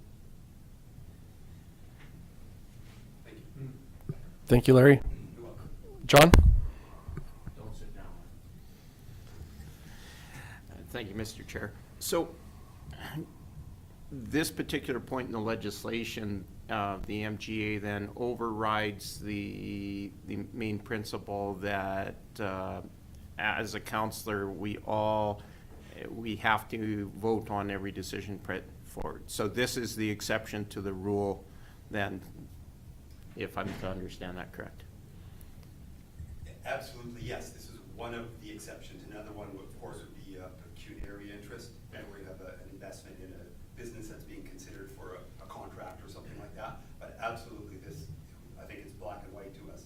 There's no doubt that if you were not present at the public hearing, you must, the word is must, it's clear, must not vote on the bylaw or resolution being considered. Thank you, Larry. You're welcome. This is obviously a unique situation we find ourselves in.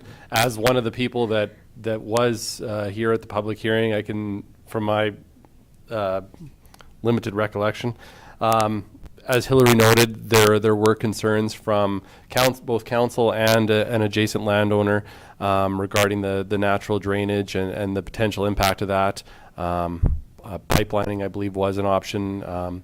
It was the majority of council's feeling at the time that we direct administration to work with the applicant towards a solution, maintaining that natural drain. That, just speaking for myself, I think that captures the conversation of the day, was that we did as a council feel that needed to be addressed. I'm obviously open to any other comments, suggestions, and your direction is how you'd like to proceed. Klaus? So then I got a question for Larry. Would it be possible for us to introduce a motion here to all of council here, if they agreed to, that we would go ahead with that? Because that would give me a more comfortable feeling that we all would accept that what us 3 seen and heard. Yes, sorry, if through the chair to Councillor Vanderveen, if I understood correctly, to have another public hearing? No. No, just a motion here to see if the other councillors basically are in agreement with that, us 3 were the responsible ones, that we could only vote for the thing. Yeah, I don't think that would be problematic. That would at least give the majority view of council's wishes to proceed in one way or the other. Sorry, go ahead, Hillary. I think that was kind of my intent, was that if you're okay as council as a whole, all 7 council members are fine with moving forward in that regard. If you weren't, then we would have another public hearing. That's how I would see that falling out. But I just, sorry for clarification, I think what you're asking, Councillor Deputy Reeve Vanderveen, is that you'd like to put forward a motion seeing if everybody's comfortable with that, correct? Lauren? I sort of think it's been answered, but wouldn't it be better to ask the question if you wanted another public hearing? Yeah, you can have that, that would be the same, to me, that would be Same the thing? same, Yeah. same, Okay. same type of question, would be just how to proceed moving forward. Do you want to move forward, you know, do you want to have a public hearing or not? That could be a good question to ask, another public hearing, and that would resolve the question that I had, so. Thank you, Hillary. John? Thank you, Mr. Chair. I read through this entire proposal, including all of the secondary documents that, in the attachments that came through. And the one question that I have, and hopefully administration can shed some light on it, with the revisions, has the neighboring properties' concern about drainage been addressed to administration's satisfaction? Yes, it has. John? Well, then I would like to move and make a motion that we do not proceed with another public hearing. Make it a positive. Should we make, yeah, make it a positive. Okay, how do we make that? So just say, I would motion to proceed with a public hearing, and then you could potentially vote against it then. Oh, yeah, okay, Yeah. yeah, all right, so let's do that. Well, I will move that we move forward with a second public hearing. Are we clear as mud? Yeah, Absolutely. yes. So John has moved to hold a public hearing regarding the bylaw 21-010. Would that be, and should I add the second one as well? And bylaw 21-011. Is that? Yeah, that's Okay. correct. Okay, if we're all clear on that, I will, so John has motioned to hold a public hearing, a second public hearing, for bylaw 21-010 and bylaw 21-011. Okay? And I would like to add for clarification that usually if these things go ahead, people are in favor. We got to think the other way around now if we don't want another public hearing. Yeah. Clear as mud. Okay. I will call the question then. Those in favor? Those opposed? Defeated? Perfect. So now, we can proceed. Are you done then, Hillary? I am done. Okay, why don't we move down then, and I would seek a mover, I guess from someone that was here. John, do you need anything further? Well, I was just going to ask a point of order whether I could move that. No. I cannot, yeah. Nice try.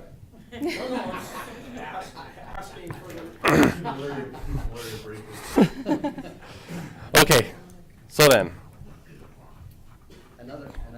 Another question that I had, Mr. Chairman, is do you want both of them separate? yes, please. Okay, then I'll move the first one, that bylaw 20-010 be read a second time as amended.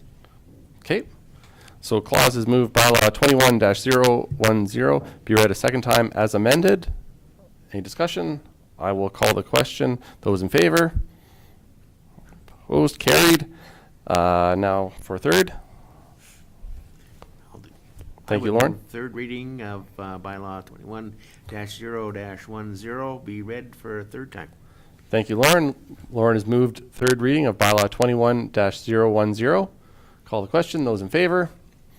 Opposed? Carried. And now moving down to the next bylaw. Clause? Then I'll move bylaw 21-011 be read for a second time. Thank you, Clause. Clause is moved, bylaw 21-011 be read a second time. Call the question. Those in favor? Opposed? Carried. And finally, third reading. I will move third reading of bylaw 21-011 be read. Thank you, Lauren. Lauren has moved third reading of bylaw 21-011. Any discussion? I'll call the question. Those in favor? Opposed? Carried. Thank you, Hillary. Thank you very much, clear as Mr. mud. Chairman and Council, for walking through that particularly interesting situation. Thank you all very much for that. And just to try and accommodate some staff time, we will shoot down now to G4, Corporate Services, G4.1, the Bylaw 22-007, the tax mill rate. Jen, Les, morning. Good morning. Thank you, Mr. Chair. Just invited the assessor Les Whitfield up to assist with this as he does prepare the assessment for the tax roll and the bylaw. So the assessment roll was prepared for the 2022 tax year. The 2022 municipal budget was presented and approved by council on December 16th of 2021, indicating the tax support amount that is required to offset the revenues for county operations. As per the Municipal Government Act, a tax rate bylaw is required to be passed annually as it enables the property assessment and tax notices to be issued and annual taxes to be collected. The county's property tax due date is July 31st. Just for, I guess, some background on some of the legislation, as mentioned, the budget was approved in December, and Section 353 of the Municipal Government Act again states that the tax bylaw must be passed annually. This report has been presented for consideration and is closely based on a 2-to-1 ratio between residential and non-residential tax rates, which Les can explain a bit more in his presentation, and I will let him get into the details of the assessments themselves. Thank you. The total property assessment, I've shown it on the spreadsheet. So we've, from last year to this year, we've seen an increase. It's attributable to about $52,799,705 increase in the residential assessment base of the county, broken out into $23,625, $595 in new development or growth, and $29,174,110 attributable to inflation. The overall increase in the non-residential machinery and equipment assessment base is $34,385,631, $5,409,130 in growth, and the remaining $28,976,501 in inflation. The farmland, we've seen a nominal increase, but that's just due to some new irrigation in the county. The assessment classes are defined under the Municipal Government Act, Section 297. That's where they're broken down into Class 1 residential, Class 2 non-residential, and 3 farmland, and 4 machinery and equipment. Municipal tax rates for machinery and equipment and the non-residential need to be the same. So our budget for the 2022 is $16,982,733. This was an increase of $266,527 from 2021. Just for clarity for council, so the tax support budget portion that was approved was the $15,862,000. You can see at the bottom the additional, I guess, municipal portions that we need to collect. I guess it's like a requisition in a sense, but it's internal, so we collect those for our purposes. One is for the Regional Waste Services Commission. They requisition us and we have to pay that back. So it's a wash within our operating budget. And then the second portion is for an addition to the farmland tax rate.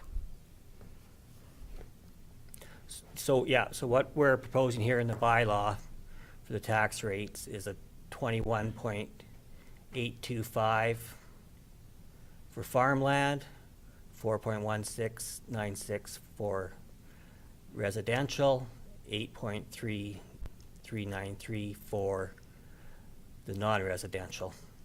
And it's roughly a decrease here shows up, and it's using a 2-to-1 ratio. Then we've added in the new police services on the total assessment as well as recreation. We've made an adjustment because the province only pays 50% of their grant money now on the assessment, and it enables us add in the haul route, just a tiny change, I think it should have been. And the regional waste totals off to 16,982,733. Then on to the requisitions. Now I've done those requisitions on a separate spreadsheet this year because council doesn't, those numbers are basically defined through legislation and by the province of what the tax rates have to be in order to collect their money. Just one sec, Les. Claus? Yeah, thank you, Mr. Chairman. Just a question on the former one that you had just had there and on the farmland. Since the mill rate is provincially frozen on farmland, so the difference between 21 and 22 is the education part of it? The farmland assessment rates are what is frozen.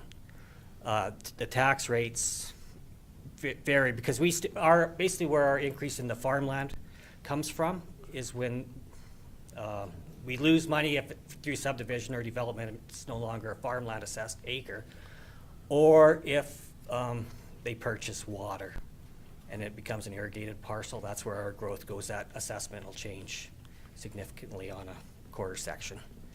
So it's frozen other than when they improve it basically through the water, or that's the only way they can do it. Eric? Thank you, Mr. Chair. And to further go on that, I've had it explained once. It sounds like we are at the max mill rate for farmland that we can hit. Is that correct? We are at, our proposed is 25.2309.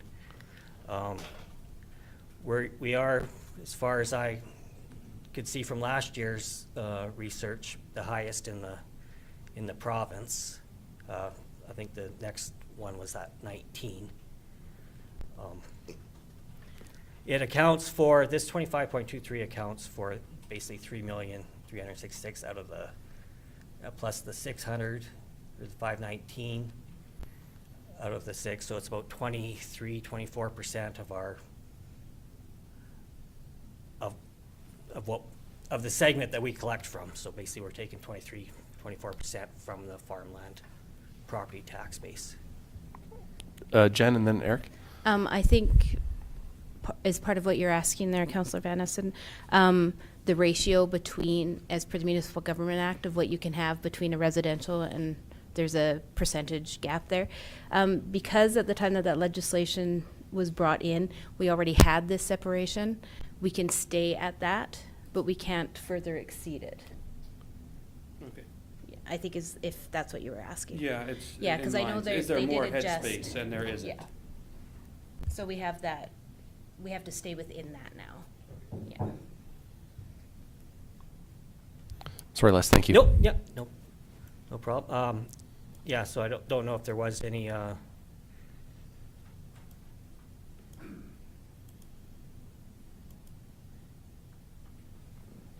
the edge of, on the provincial requisitions, there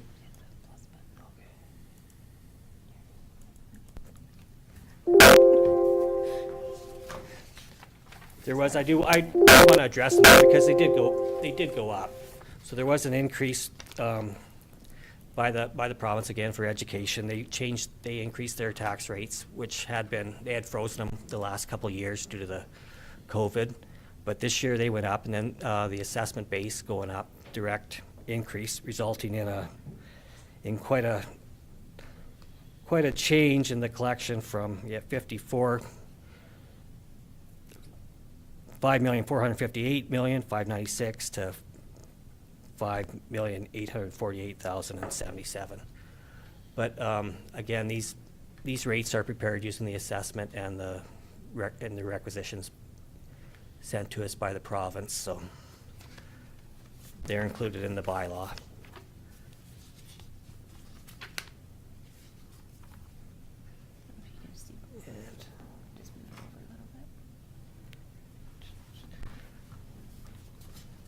Just for some comparison here, I'll just try to make it so you can see both years at once, because I know it's a little difficult in the package, but it's about a $400,000 increase between the two years with the requisition values, the being the school requisitions and Holy Spirit.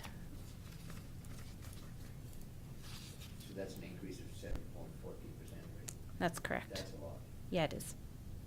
And with the province now only paying 50% of their grant in lieu portions as well, that's an adjustment that the county has to make annually, which is about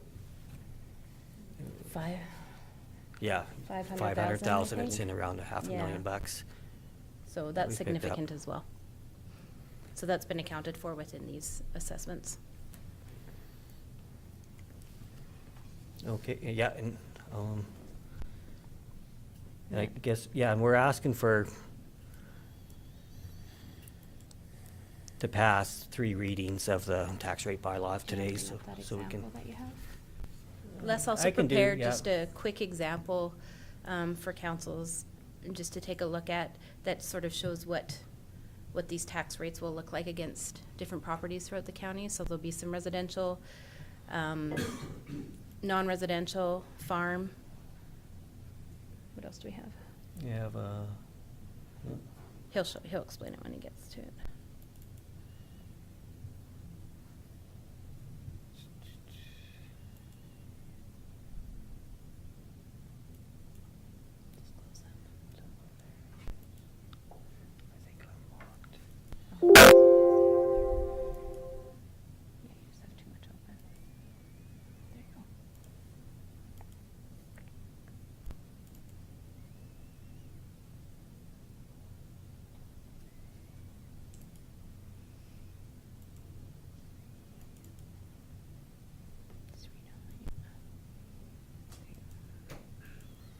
Okay, yeah, so here we have.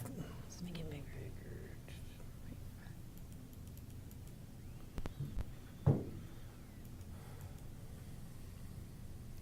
Some examples of the tax difference using these tax rates, the difference in assessment. So we got a wide range of residential, farms,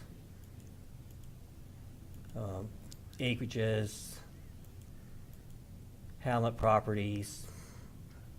Basically your non-residential is going to see the largest increases.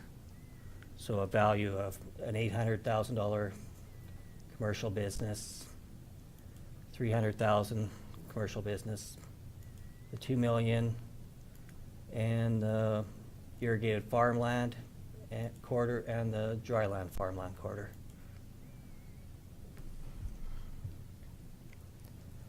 So, What is your SFD? Single-family dwelling.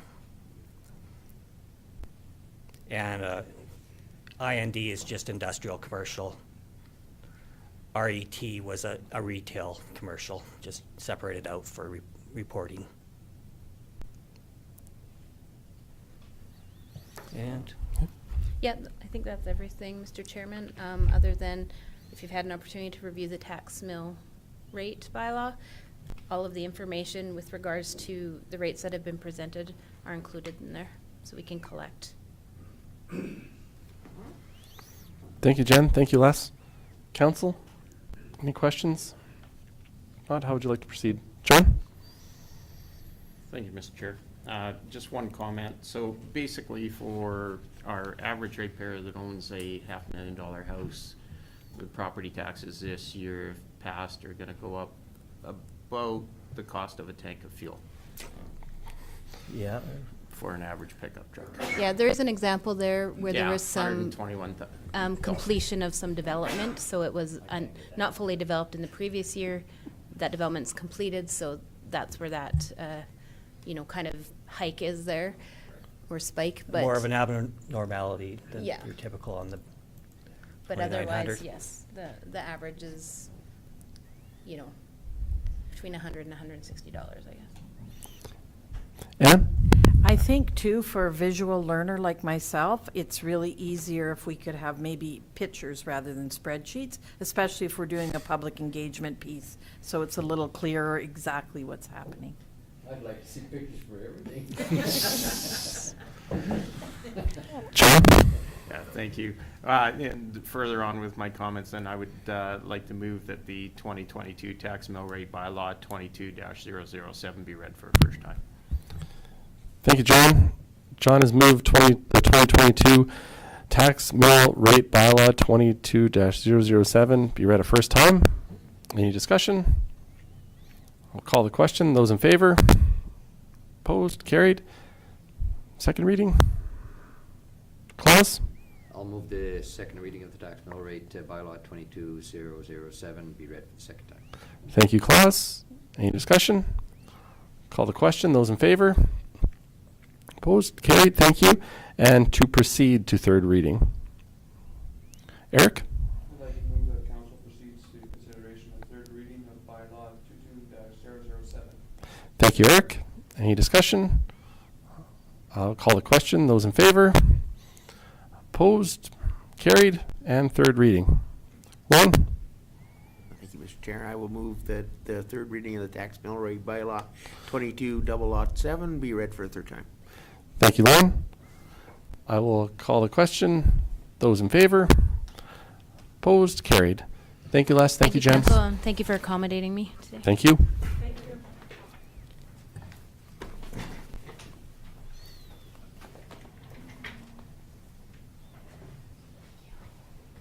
Okay, and we can now move, why don't we move back up and continue down G2.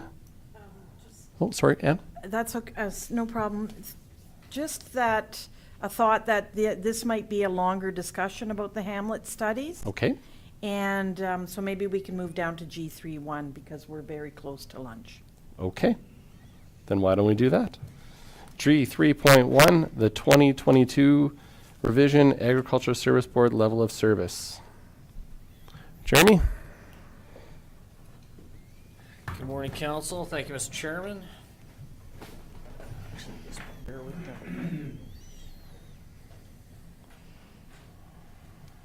So today I am presenting the Ag Service Board Level of Service document that was presented at the most recent Ag Service Board meeting, which the Ag Service Board, the County Ag Service Board is comprised of all of council. So I'm assuming everyone's had a chance to, if they didn't have a chance at that meeting to read it, that now you've had a more of a robust look at it. There was minor changes to the previous ASB level of service policy. Sorry, I'm having computer glitches on the go.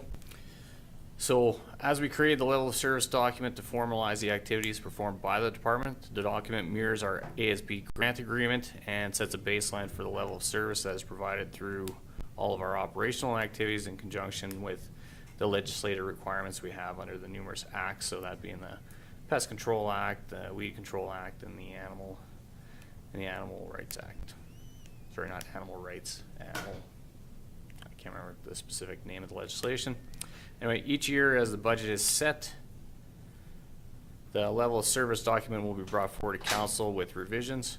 So in the case of this document in particular, the only minor changes that we made were to the section under Dutch elm disease.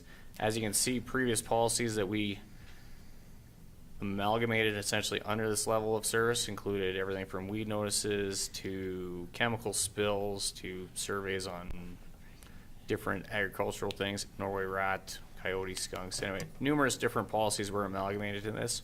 So now the level of service policy is one whole surfacing document for essentially council to review.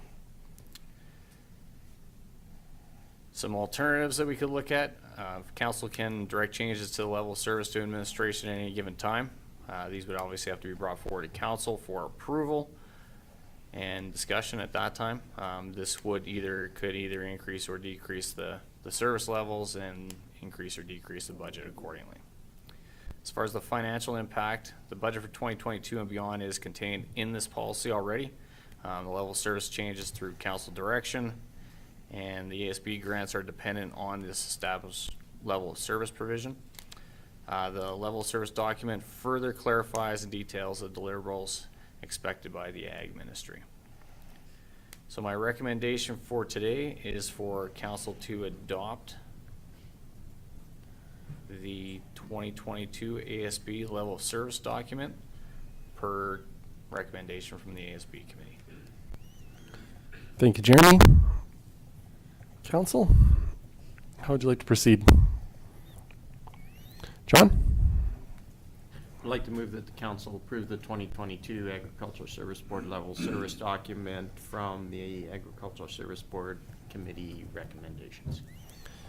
Thank you, John. Any discussion? John has moved that council approve the 2022 Agricultural Service Board level of service document from ASB committee recommendation. I will call a question. Those in favor? Opposed? Carried? Thank you. And do you want to continue down, Jeremy, to the next one? You bet. Revisions to road use policy number 352, item G 3.2. Okay. So in a review of the existing policy that we had, number 352 for road use, what I'm presenting today is a revised document to better represent the context of what it's trying to achieve. When cases of intensive road use are required for commercial use, the municipality has a mechanism to support the protection of infrastructure damages through road use agreements. So whether this be, most recently, I've entered into agreements with the Sterling Wind Farm because they're doing some construction access, or they require access to some roadways within the county. So essentially this insulates us and creates a mechanism for us to enter into agreements with large road use purposes. The agreements require flexibility in their format, because one thing is no agreement is necessarily the same. And there you will see as we go through, and if you look through the different schedules that are within this, some of these are very specific to, I mean, there's one that's for ag and there's one that's for commercial industrial. The road use agreements in lots of instances need to have a certain amount of flexibility, because there are some aspects within each of those ones that is contained within the existing policy that don't necessarily represent what actually is the final executed agreement. For instance, in some cases we enter into commercial road use agreements on a paved road surface, and within the schedule it says, you know, you got to re-gravel the roadway. Well, you know, we need to be able to eliminate those type of things, because if I get somebody graveling my pavement, I'm going to lose my mind. Anyway, just going on from previous council direction, the original road use policy was adopted in 2012. I don't have any records of whether there was one previous to that. There may have been an existing policy that did represent some of those same kind of aspects, but the original one that we have, 2012, and then revised in 2016. So this was developed to have guidelines and expectations in place for administration to manage all the county road use and templates for those agreements. And just some further background information. This did contain, as I mentioned, several different schedules, which for the varying different parties. One thing that was also contained within here was landlocked permits for agricultural producers, which are restricted by hard surface roadways. And we have a number of instances of this across the county where we have large ag producers that have landlocked considerations because they are right adjacent to a hard surface roadway. Nobody's. Thank you, Mr. Chair. Could you expand on that a little bit in terms of what you mean by landlocked? Yep. Oh, sorry, Laura. Next question after that? Okay. So and maybe I could just, I'm not going to worry about pulling something up here, but essentially we've got, for example, on Highway 25, there are numerous feedlots throughout that whole area. We've got some hard surface roadways that are directly adjacent to these that would be, in some cases, old oiled surfaces. So in the cases of those ones where a producer is essentially landlocked because that is their road access out onto the highway, they don't have a permit or a main approach coming off of the highway. Alberta Transportation doesn't like it unless they prefer them coming in intersections, essentially, more than they prefer them to have their own approach coming off. So in these instances, we have a hard surface roadway right adjacent to intersecting with a major highway, but that is the primary access for an ag producer. So when a producer has to bring commodities in or take product out, this basically restricts their potential, because in lots of cases with those old roadways, if we run into a spring road ban situation, we would put those at 75%. Now, the primary purpose of most of our spring road bans are to restrict commercial traffic, not agricultural traffic. But there was a practice in place where we were issuing annually landlocked permits to ag producers when it was a blanket exception across all of them that we weren't going to restrict them because they need to move their commodities. So with that, I looked at that as our own form of red tape reduction. We are not issuing these on an annual basis. We are issuing these on longer term purposes. We've got them set up now as five-year terms. Lauren? Thank you, Mr. Chair. I think you've answered the question was, how does a manure haul compare to, say, a solar project being built or a wind farm in the length that the permit's good for? Is a permit for manure haul a much shorter term basis, and for building, say, a solar farm, you could be a couple, 3 years or longer? Or how does that, is that what you said basically, I think, in length of terms? Very, very similar. Thank you, Councillor Hickey, for the question. For something like a solar farm, we usually enter into a term for what they figure the length of their project is. Quite often they ask for extensions. In the cases of the solar farm, the Sterling wind farm that's going in, originally we set up the agreement back in 2020, and it was to run from 2020 to 2022. They are just barely getting started with that project, so we just have now an amendment that basically grants them an extension until the end of 2024, essentially to provide a larger scope essentially for that project. Now, for anything ag-related, such as a manure haul, we do not issue permits for those, just because of the extent of manure hauls that are essentially in the area. We monitor those through our service activities, and we are beginning to have increased correspondence with the ag producers, where they are contacting us, letting us know what routing they're taking, which pieces of land they're going to be servicing for manure, so that we can follow that up with maintenance activities. But we do not enter into manure haul agreements. Sorry. The reason I asked it was because it is specifically mentioned manure haulers in the one part of the They are preamble. definitely probably one of the largest areas we see for road use, and it's one we monitor on a regular basis, but we do not issue permits to them. Claus? Thank you, Mr. Chair. So with the permits that you issue for the Sterling wind farm and other ones, do we see any revenue from that? The only revenue, well, we have a fee for different pieces they have. Like in the case of the Sterling wind farm, they have X amount of approaches that are going in as part of that. So we have a residual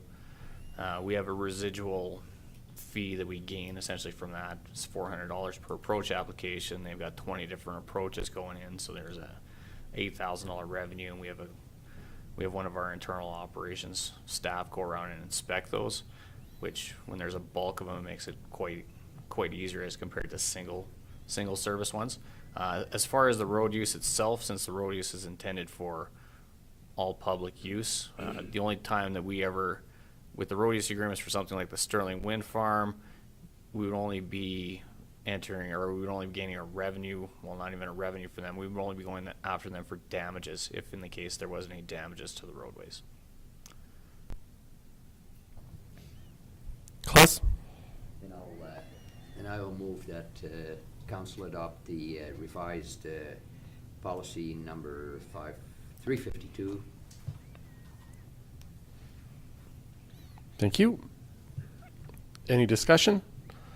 Claus has moved that council adopt the revised road use policy number 352. I'll call the question. Those in favor? Opposed? Carried. Thank you, Jeremy. Thank you very much, Council. We're good. Okay, and with that, we will now adjourn for lunch and return at, are we? No, we're, have lunch in, it's here. 12:30, 12:45? We'll resume at 12:45. Oh, sorry.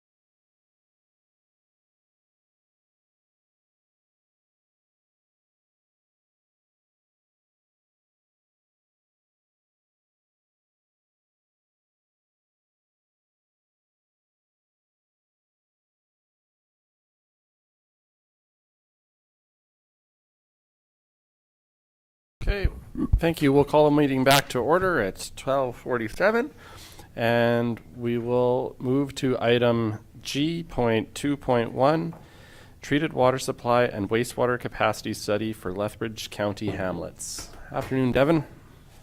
Afternoon, Mr. Chairman. Thank you, Council. So over the past almost a year, I've been working on this study with some help from other departments in the county as well, just gathering information. And the study is called the Treated Water Supply and Wastewater Capacity Study for Lethbridge County Hamlets. And the reason why I want to do it is so I could get a solid understanding of the current state of our hamlets and the water and wastewater infrastructure. So this document kind of takes a high-level look at our current infrastructure in place, provides some clarity and guidance for future planning in and around the hamlets, and it also identifies constraints within the existing system and identifies recommendations to go forward. A little bit of background information.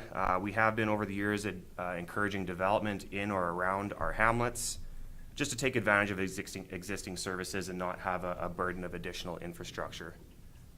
Previously, it was understood through discussions with county personnel that capacity exists within some hamlets, but no formal documentation was ever provided to quantify these issues, which is another reason that I developed this study. So my recommendation today is just for council to receive this for information, and the reasoning is it'll provide a better understanding of our current constraints and opportunities within our hamlets and will help guide planning and development when we're looking at potential subdivisions adjacent to hamlets. So my report is pretty short. Is there any questions regarding the main report that I put together from council?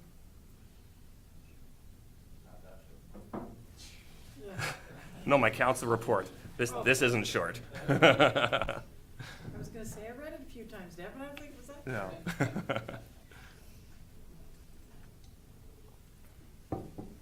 I guess, Devin, maybe just for the benefit of the people that don't have the report in front of them, could you maybe just touch on some highlights that you might glean from it? Sure. So I'll just start on water supply, for example. In general, our hamlets are looking pretty good in terms of water supply when you look at license and storage capacity. We got fairly adequate room for growth in a lot of our hamlets, and I believe the earliest that we'll need to do something is in 2065 for Diamond City. That's when we're projecting our license will run out. Now, in saying that, we have other hamlets such as Monarch, where we're projecting we're going to be good till 21, 22. So we can do some transfer reallocation to make up for some of those hamlets that are coming up in the nearer term. I also looked at storage reservoirs, current sizing of reservoirs within the county. Overall, we're pretty good with reservoir sizing. I believe Shaughnessy is the next one that we'll have to take a look at in the next 10 years or so to look at an upgrade. And then when it comes to wastewater, I looked at our 4 hamlets that have wastewater services, which is Diamond City, Monarch, Shaughnessy, and Turin. And when I mean wastewater services, I mean municipally provided. Other hamlets such as Fairview, Chin, it is not our municipal system. Fairview is directly into the city. Chin has their own septic fields. So those 4 hamlets that we do have our own systems in, they're overall pretty good. We do have to look into Shaughnessy because we do have a capacity issue or a potential capacity issue with our storage reservoir being at its max capacity. So that's something I'm going to look into a little bit further. I do have some recommendations in the back, as you've probably seen. So a few of them, like I mentioned, Shaughnessy, a further detailed study on that storage cell, and see if we do need to upgrade it and what that cost will be. Fairview, we know there are some inflow and infiltration issues there. We did do an inflow study, so we do know generally what is happening in Fairview. So now we have to identify some of those property owners that have those groundwater sources tied into those systems. Some pumps, downspouts, things like that, stormwater entering the sanitary system. We want to try and eliminate that because during storm events we get inundated, specifically in Fairview. I was actually talking to Darren Charlesworth yesterday, and there was a rain event, which I think we got 1.5 inches or so of rain in a day, and he had hydrovac trucks there 24/7 pumping out manholes, pumping out the lift station because it just got inundated. So we need to look into that and see what's causing that infiltration issue so we can try and mitigate it. Diamond City is the same, completing an inflow and infiltration study to determine the source of inflow and infiltration. The storage cell itself appears adequate, but during those storm events, it is inundated. So that's another thing we need to look at. Iron Springs, I mentioned before about the storage reservoirs. That one, according to asset management, is coming up to the end of its useful life, so we'll do a condition assessment on that and see if we need to replace it soon or if there can be any extension onto that. Claus and then Ann. I don't know if you want to touch on the same thing, Ann, but just that we discovered that we had a new co-op there in Iron Springs. Yes. So how is that with their water situation? That do they have plenty of units there, or what is the score, and how does it all work there? Iron Springs does have adequate license to get them to about 2071, and the reservoir about 2070, but we own the license and we own the reservoir, and then it pumps into their distribution system. So we're the holders of the license. Yeah. Ann? If you can just explain how this report fits into our overall asset management study? Yes, a lot of the information that I put in here was from our asset management system. The reservoirs, for example, all the reservoirs that we have, the size, the historical values, the useful life, all those kinds of things came from our asset management system. So it did definitely help out in compiling this report. Claus? Thank you, Mr. Chairman. So how does a reservoir get to the end of its life? Because I'm just comparing it with what we have at home, and if it comes to the end of life, you just dig it out a little bit. Yeah, and that may be the case with some of our reservoirs. The dates or the years that I have in here that I'm projecting is for replacement are based on its estimated useful life and not necessarily condition of the reservoir. So we're going to do a condition assessment, and perhaps it's in better condition than we think, and it can last another 20 years. Depending on the type of the reservoir, we've got some concrete underground ones, some above ground steel reservoirs that can sometimes be added onto. So depending on the type of reservoir, we may have to either replace it completely, or perhaps we can add on to it if we need that capacity. Lauren? Thank you, Mr. Chairman. So you talked about our water licenses and when they would reach their capacity. What did you also compare the current system that's in the ground? Can it handle more expansion to get to those limits, or is it undersized and would require fairly extensive upgrades to be able to service more lots if you were able to add them on? Right. The infrastructure in the ground itself, so the pipelines and things like that, I didn't analyze that as part of this study. I would have to get a third party to do that. They have specialized software where they look at our various pump stations, pressure reducing stations, the size of the pipe, the wall thickness, and all that kind of stuff, what it can handle for pressure. So that wasn't included as part of this study. That would take further analysis by an engineer to look at that kind of holistically. And that's one of the things that I recommended in here is getting a more detailed, holistic analysis of our system to take a look at those things that you just mentioned.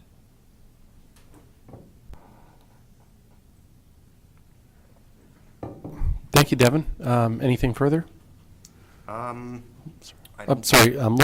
Yeah, thank you again, Mr. Chair. So when you talked about Iron Springs and the co-op, they also have a raw water co-op for irrigating their lawns, don't they? And stuff? I'm not sure, to be honest. Are you aware, Jeremy? I think they do, yes. Yeah, I think they do.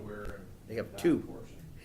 Well, Okay. it's one co-op, but they have two systems. Okay. Jeremy and Claus? Thank you, Mr. Chair. In regards to Shaughnessy and Diamond City with their wastewater, so when I was going through this report, if I can understand it correctly, is that we should have more capacity in what we actually do, and the issue is that there's infiltration, and you use the two words, sorry. Inflow and infiltration? Infill and infiltration. Yeah. Could you, for the benefit of anybody watching this or interested in looking at this later, could you explain a little bit more in detail and depth what those concerns are and how they impact the system? Sure, absolutely. So inflow and infiltration basically occurs when one of two things happen. Sump pumps or downspouts or something like that is tied into the sanitary sewer system, where people are directing that into the sanitary system. So that's inflow. Infiltration comes when you maybe have a manhole that's leaking at one of the rings, or a cracked pipe and it's getting its way into the system, groundwater seeping into that system. So those two things they're separate, they're the same, but they're separate. The inflow issue is not caused by residents. The inflow can sometimes be caused, yes. Inflow can also be caused to even a leaking manhole lid, and it's ponding around there and it's just making its way into the system.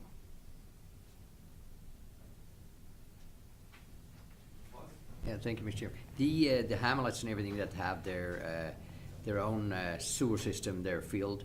So how do you go about that when that becomes saturated? Because you hear of some people that are in an area where it gets saturated, and does the county have any responsibility there, or not at all?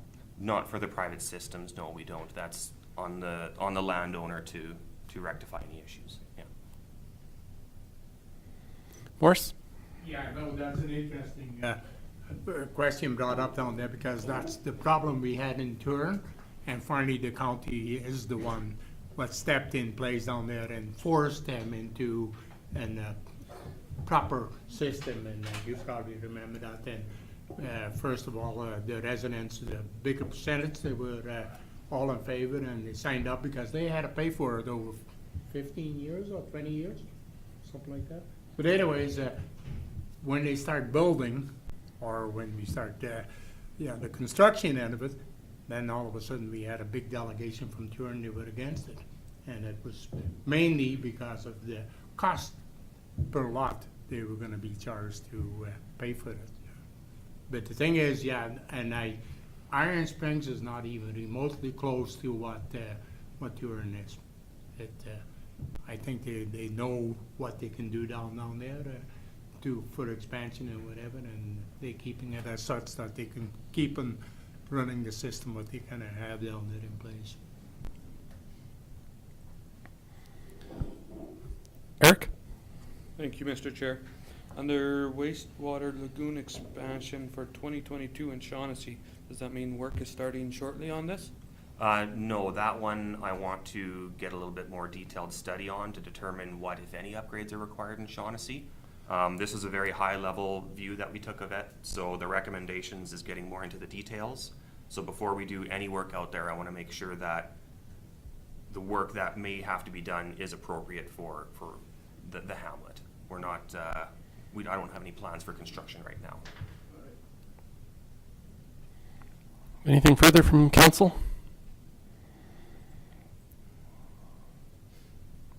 Claus? Then I'll move that county council receive this report from Devon for information. Thank you, Claus. Claus has moved that the treated water supply and wastewater capacity study for Lethbridge County hamlets be received for information. Any discussion? If not, I'll call a question. Those in favor? Opposed? Carried. Thank you, Devon. Thank you, council. And now we can move down to item G5, administration, G5.1, air show support. Afternoon, Ann. Good afternoon. Okay. I have a, sorry. G what? No, we passed that. Yep. We did that already. Under municipal services, Lauren? Claus moved that. Yeah. That was the stuff we were talking about when you were. Good afternoon, council.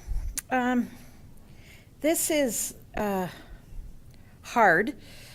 I was very hopeful that we could work collaboratively with the city on this air show. And on December 7th, we sent a letter of support, and I will just read it to you. Lethbridge County Council extends our support to jointly hosting the 2022 Lethbridge Air Show with the City of Lethbridge. County Council believes this event poses a great opportunity for not only stimulating the local economy, but also showcasing our region. Lethbridge County looks forward to this collaborative opportunity and is hopeful that we can work towards making this event a success. Since that point, we have been attempting unsuccessfully to work with the city, and we are now 90 days out from this event.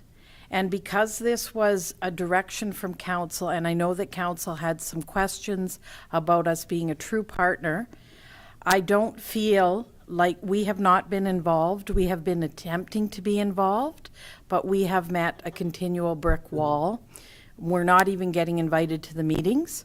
I'm having questions from the RCMP. I'm having other questions about what's happening with this, and we cannot seem to get any traction. So I'm bringing this forward to you to see what you want to do about this, because we have already offered a letter of support, but I just feel like this is not a true partnership. It's almost as if it's an event going forward with the city, regardless of the county, and the county has not been brought on board at all. So at this point, I feel like we are too close. 90 days is not, this should have all been done last fall. I thought it was late as it was. So my recommendation to council is to pull this letter of support and to offer that we can, you know, maybe liaise with the RCMP for them or fire departments, but as a true partner, I don't think we have the time or the capacity to do it. Thank you, Ann. Any thoughts or discussion from council or questions?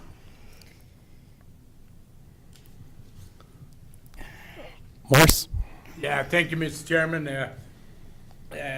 Of course, we hosted the air show for many, many, many years, and our previous reef, not our reef, but the previous reef, and he can probably top that off for whatever I gotta say. I never, there's a rule I never have much to say. But anyways, when we were doing the air show, and a lot of times it sounded like it was not even the county always really, you know, pushing for the air show. It was Lethbridge what was getting all the recognition, I guess, and whatever. And however, saying that, you know, I still believe that we should be part of the air show down there, because I think it is not just for the city of Lethbridge, it's for the region, and I feel great about it. And I think all they're asking for is maybe, you know, have our peace officer there, and maybe we pay for 1 day or the 2 days, or is it 2 days? You know, that we pay for an RCMP officer, and because I think it's to me at least, it's very important for the whole region, the air show, and that's my feeling. And I know how it was handled before, and it was not the greatest, and maybe you can elaborate a little more on that. Can I respond first? Yeah. Can I? Yep. Just that I do agree that it is an important regional event, Councillor Zeenstra. However, we cannot get any response from anybody at the city to even have a conversation about what they need. And that's where we're at right now. I have attempted to contact the head of corporate services. I have had to contact the city manager, and we are not getting invited to the table. So not that I don't disagree, it is an important event, but from our perspective, we're being hamstrung. John? Thank you, Mr. Chair. We offered this letter of support back in December, right? And the letter of support was basically saying, hey, if you need help, reach out to us and we will happily help. I personally don't see any value in retracting that letter of support, but I also appreciate that, you know, if you've asked for help, we would be there. They obviously haven't asked. You know, so. Just for clarity though, Councillor Kurbis, I remember clearly that council really expressed their desire to be a true partner in this. Yeah, Okay. I supported that, and I believe I was the one that initiated that and saying that we need to be a true partner. Yeah. And where I'm going with this is that you know, the old adage, you can lead a horse to water and you can't make him drink. You know, we've offered our support, we've offered our assistance. If they're not asking, they're not asking. And I think we just kind of leave it at that, rather than pull the letter of support. I think that's counterproductive in the sense of, you know, we want to try to facilitate and grow regional cooperation, and let's do our part and keep it out there. And conversely, I mean, if there's a last minute ask that takes a lot of organization and control, we may not be able to facilitate that because it is last minute. But, you know, I don't see any benefit in retracting the letter of support per se. You know, but I think that we need to be careful on, you know, if there is an ask, whether or not we can actually accommodate it given the time constraints. Thank you, John. Lynn? Thank you, Mr. Chair. I agree with what you said, John. I think it's not in our best interest to withdraw it simply if we're going to further our relationships with the city. I would suggest maybe if the REIT could reach out to the city mayor and have a discussion on that. Okay. I guess I do, my thoughts on the issue are, I think I share the sentiment of Councillor Kurbis. We did make the offer. I guess my questions would be, I know we offered to be a partner, but what do we have to offer? I guess what was, I don't know in retrospect what we have to offer as far as being a partner, seeing as how the air show is at the airport, which is now, you know, operated by the city. And as far as reaching out to the mayor, I suppose I'd like a little direction as to what would we like to see out of that then, I guess. I think it's pretty broad to say that we want to be a partner in this, but I don't see us being, I don't think there was ever an opportunity to be an equal partner, to be quite frank, just because I don't think we have the capacity or the willingness. So I would agree that I don't see the need to retract the letter of support. I think it's important that we have this conversation. We have this conversation in public, that we obviously feel that an offer was made and the olive branch was extended. Ultimately, it is up to the other partner to then ask for that support and ask for that partnership and welcome us to the table.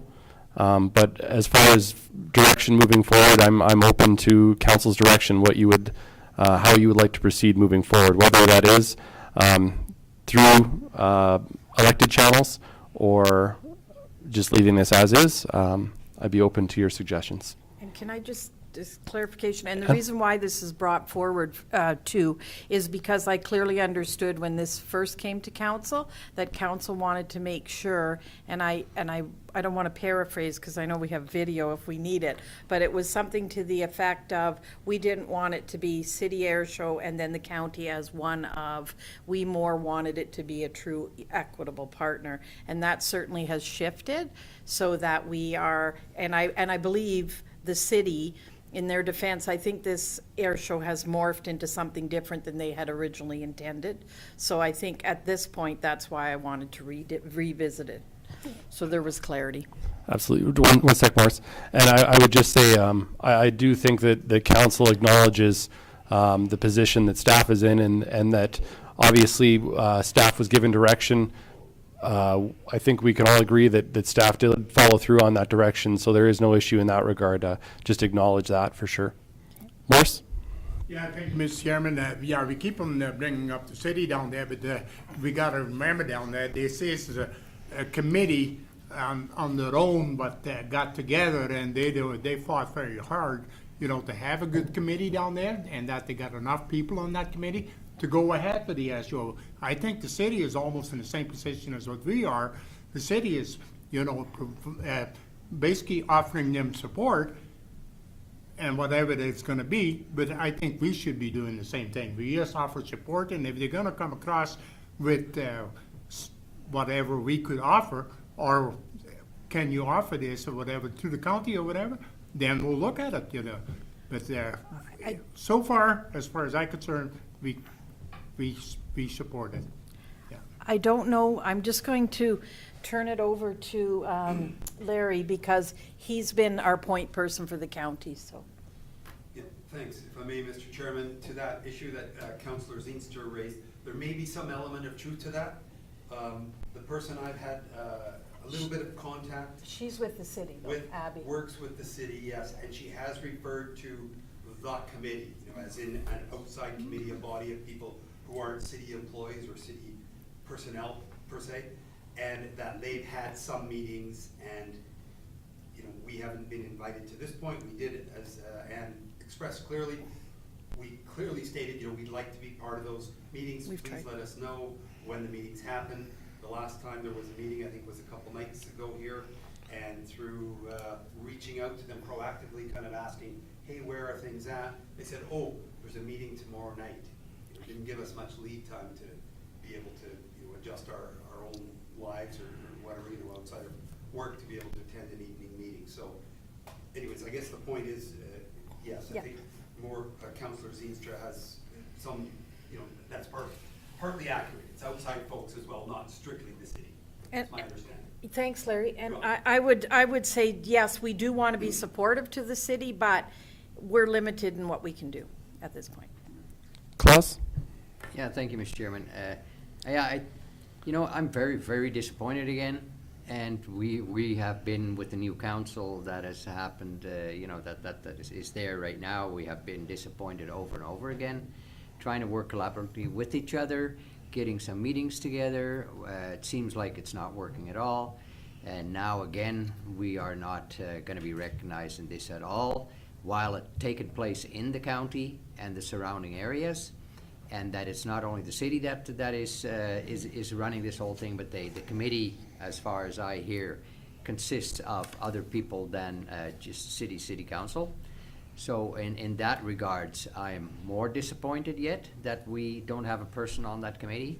And I think that it wouldn't hurt to give the mayor a call and let him know our disappointment in the things that are coming over and over again, and that they do not recognize that Lethbridge County is all around them. Without Lethbridge County, Lethbridge would be nothing.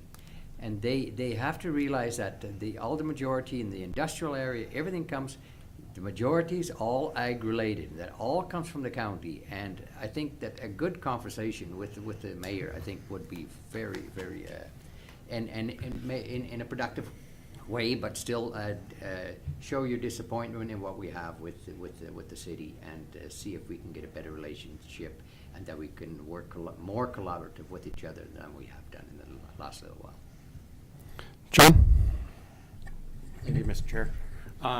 Just to sort of expand on that a little bit, we just a few days ago had an IDP meeting that the mayor and myself were in, and who else was there? Lauren was there, and the no, with the mayor and council. Our Reeve, their mayor. Our Reeve, their mayor.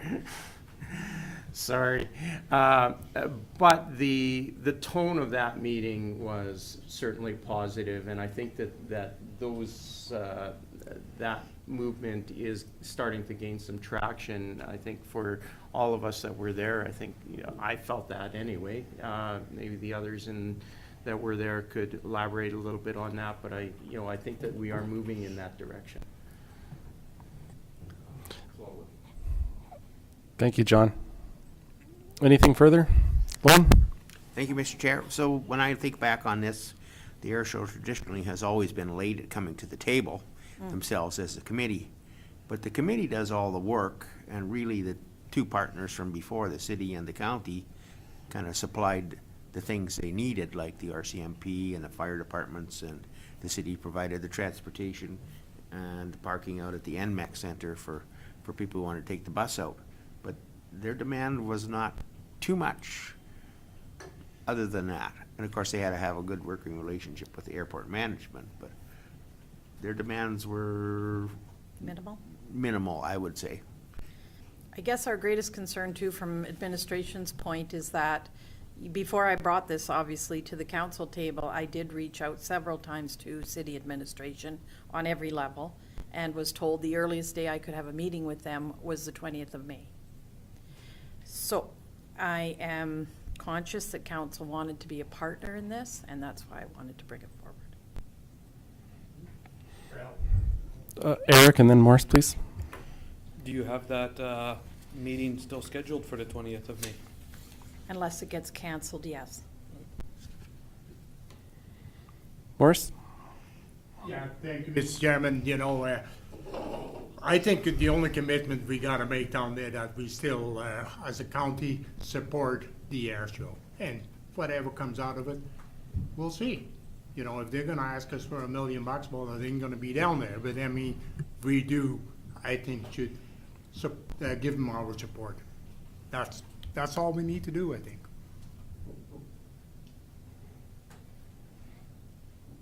Eric? Thank you, Mr. Chair. I would like to say how the previous direction which you referred to, how we wanted to be an equal partner in that, I believe I was at that point too, is like, yeah, you know what, that makes sense. Let's be an equal partner in this. And yeah, that's clearly not going that way. Is it an all or nothing ask? That's what I'm kind of struggling with. Is it like, hey, we have to be equal or we have to be nothing? And I guess at this point I'm willing to, I don't know if you'd say settle. It's like show support for it. And yeah, we're not going to get that original ask. Thank you, Eric. Anything further from council? One? Thanks again, Mr. Chair. So have they asked for the road closures and all that kind of stuff yet? No, because we can't get a meeting. Well, probably would be the committee that would ask you. Yeah, but we haven't had even Okay. that. Thank you. I guess a couple of thoughts. I acknowledge that there's obviously some frustration at the table regarding, you know, our relationships and our attempted building of those relationships. I guess I tend to see things maybe through a little more positive light. You know, I sat with the mayor this morning at the FCSS function, and I like to think that we have a good relationship and a good rapport, and I think that's growing. And from my interactions with City Council, however limited it's been, it has been positive. And obviously through different staff, we've had some positive interactions. Putting the whole puzzle together, I think has been a challenge. I think we can all acknowledge that. I don't think we are where we want to be, but I am, maybe foolishly, but I am optimistic that we can continue to make progress.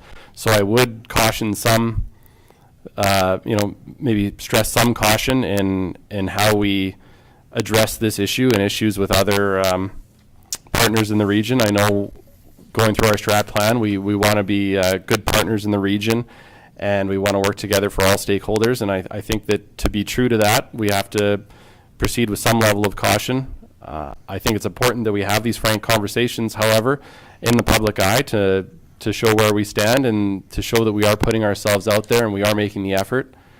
I intend to continue to do that. And as far as this matter goes, I think that staff's efforts to this point have not gone unnoticed. We thank you for trying to carry council's wishes forward. It's unfortunate that it hasn't been met with more receptivity. However, I think the offer should still stand.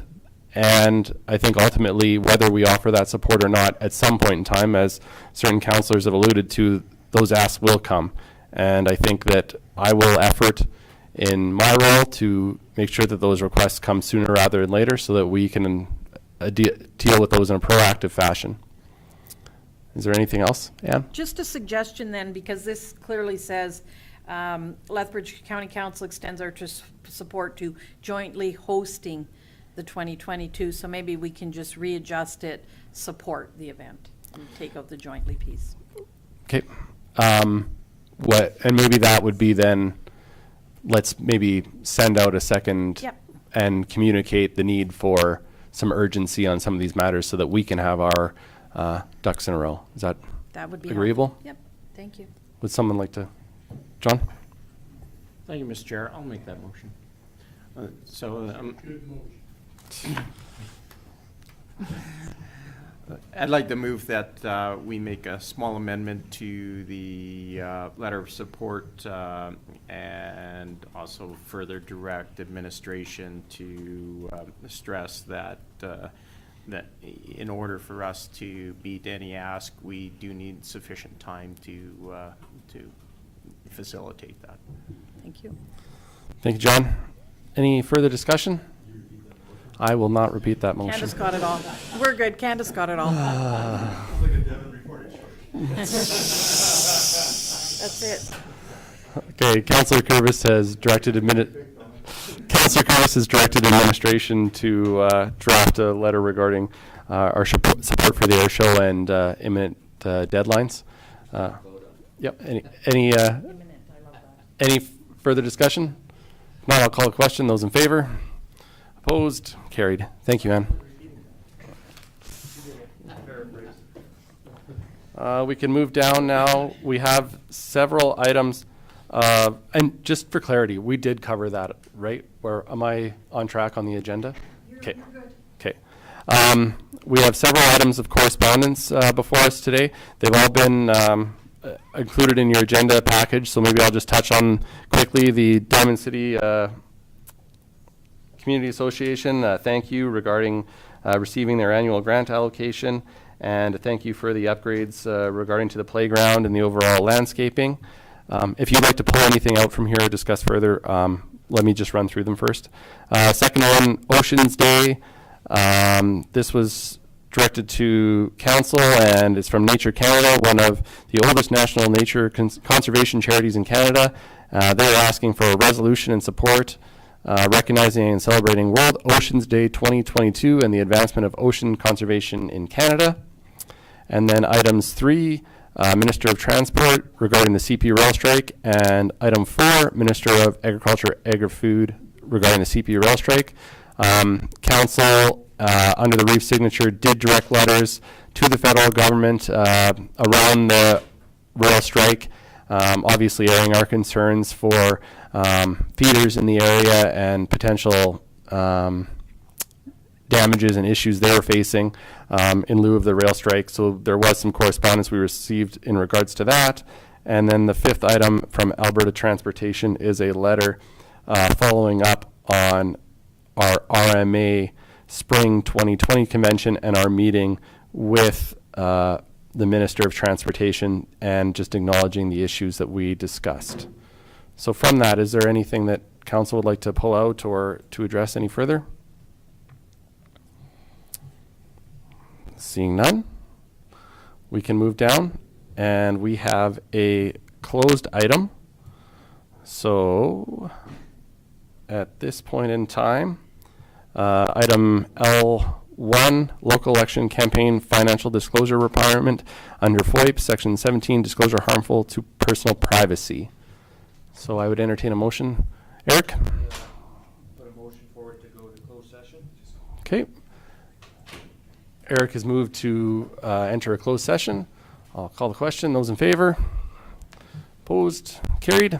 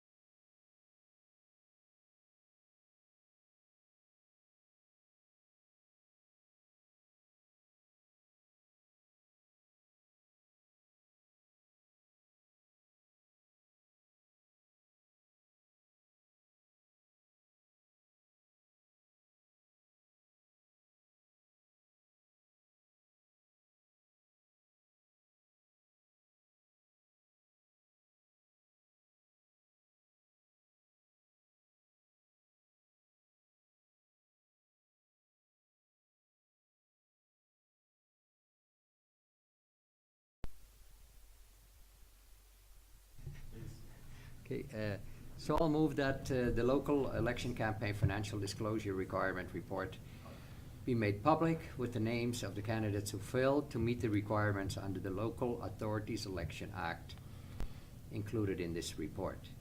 And that they be, after May the 12th, that they be notified, and that we let Elections Canada know that they have been notified for the last time.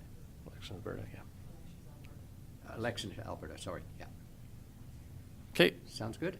Claus has moved the recommendation, as well as following the deadline that the candidates and Elections Alberta be notified.